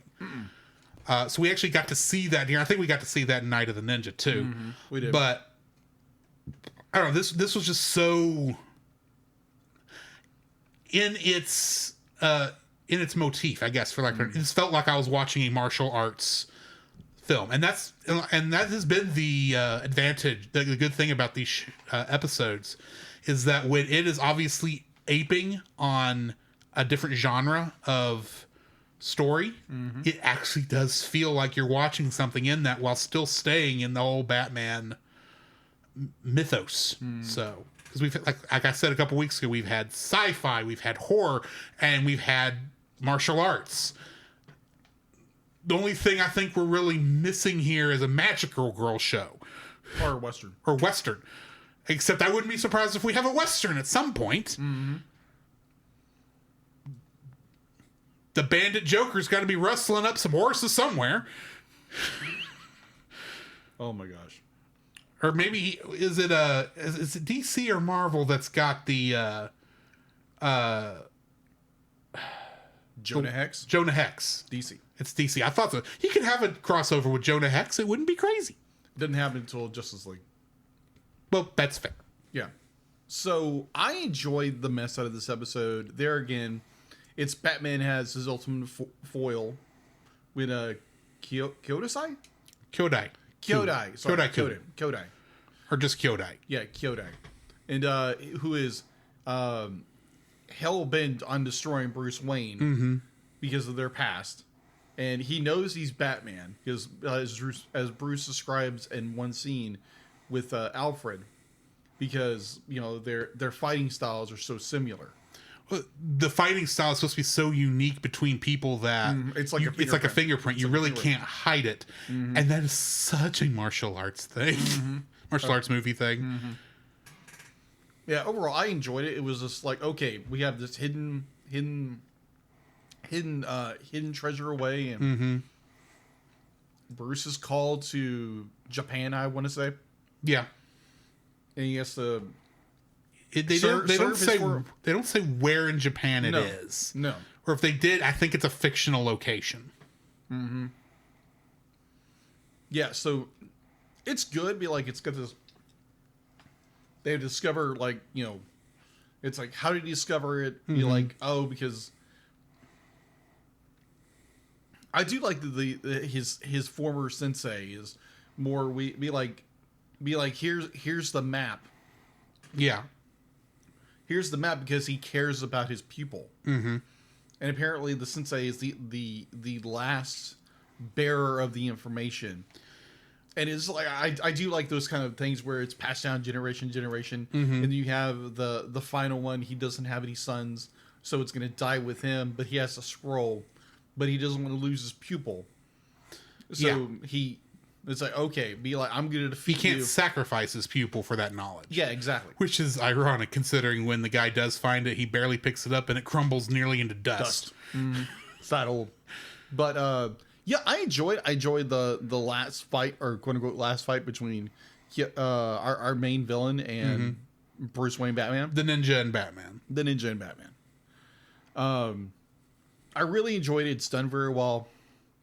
And Bruce's fake out of be like telling Kyodai that's like, oh yeah, your technique doesn't work, even though it would have if Batman, being the detective, didn't find where he was staying, found the dummy, found the practice dummy, and discovered where the point was, and was wearing body armor. Can I just say, I love how the Kyodai says, so who would have thought that would be the location? And Batman figures out it's the circle where in front of the heart. Gee, I could have guessed that. You still doesn't explain how the touch actually works. Not supposed to. And it's interesting how this technique, with it's mostly a Japanese name, ends in the word touch, which is an English word. It's like, okay. Yeah. Sorry, minor gripes. No, you're good. Yeah, it's an enjoyable episode. You get how do you pronounce his name again? Kyodai. Kyodai. you have Kyodai's alleged, he dies in the eruption of the volcano, allegedly. But it's cartoon logic. It'd be like like in comic books or whatever, unless you actually see the character's body, he's not dead. And even then. Yeah, even then. Because it's comics. Yeah. Nobody stays dead but Uncle Ben and Gwen Stacy. And even that. Gwen Stacy's back. Yeah, Gwen Stacy's back. So that's not true anymore either. They had to wait a long enough time so that it wouldn't actually cheapen her death. Mm-hmm. But I do really, really enjoy this episode. It's really well done. It does conclude from the Night of the Ninja. Mm-hmm. And it's a great episode. I highly recommend it. And yeah, if you want to watch Batman the Animated Series, it's on Max. Go watch it. Or it's on Amazon. It's on Amazon too. And the nice thing about the Amazon is it's in the order where we're watching it in. Really? Yeah. It didn't intend it that way, but because that was the thing when we were coming up with this order, and we eventually, or I think I more decided on production order. I'll do better about asking if I run into that in the future. But either way, I didn't do that make that decision based on where I was going to be watching it. It just happened to be that way. Right. Because I remember when we first looked at it on Max, it confused both of us because we couldn't find anything, and it was in a different order than we were seeing online. But we've brought that up before. We have. You got anything before we talk about our next episodes? No. Next week, along with The Man Who Shot Liberty Valance, we will be reviewing the Batman episodes Terror in the Sky and another personal favorite episode, Almost Got Him. Interesting. So join us next week for that. In the meantime, this has been Drew. This is Jacob. And we'll catch you in the next frame. To follow Jacob and Drew's individual internet exploits, check out the Linktree links in the show notes. You can email us at thecellcastpodcast@gmail.com. Follow us on Twitter or X at @cast_cell. Follow our Facebook page, The Cellcast Podcast, and join our Facebook group, The Cell Nation, our YouTube channel, Cellcast, and our Rumble channel, The Cellcast Gaming. You can join us every Friday night at 7 p.m. Central for our live recordings of our episodes on Twitch, Facebook, YouTube, and Rumble. You can also join Drew on those same streaming channels on Tuesday nights at 8 p.m. Central for gaming streams. You can listen to our podcast on Apple Podcasts, Spotify, or anywhere else fine podcasts can be downloaded from. Please rate and review us where you found us. Our theme song is Drop and Roll by Silent Partner.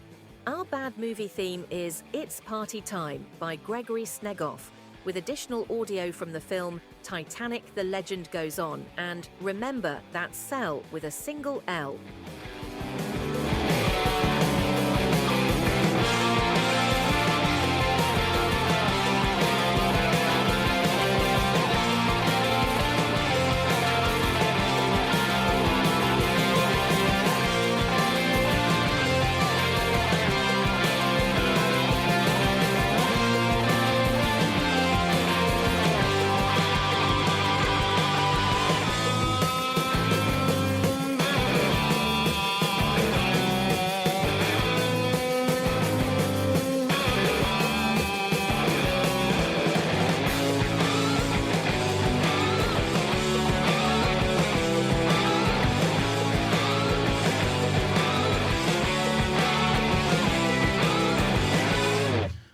The feet may be happy, but the enjoyment is not. Agreed.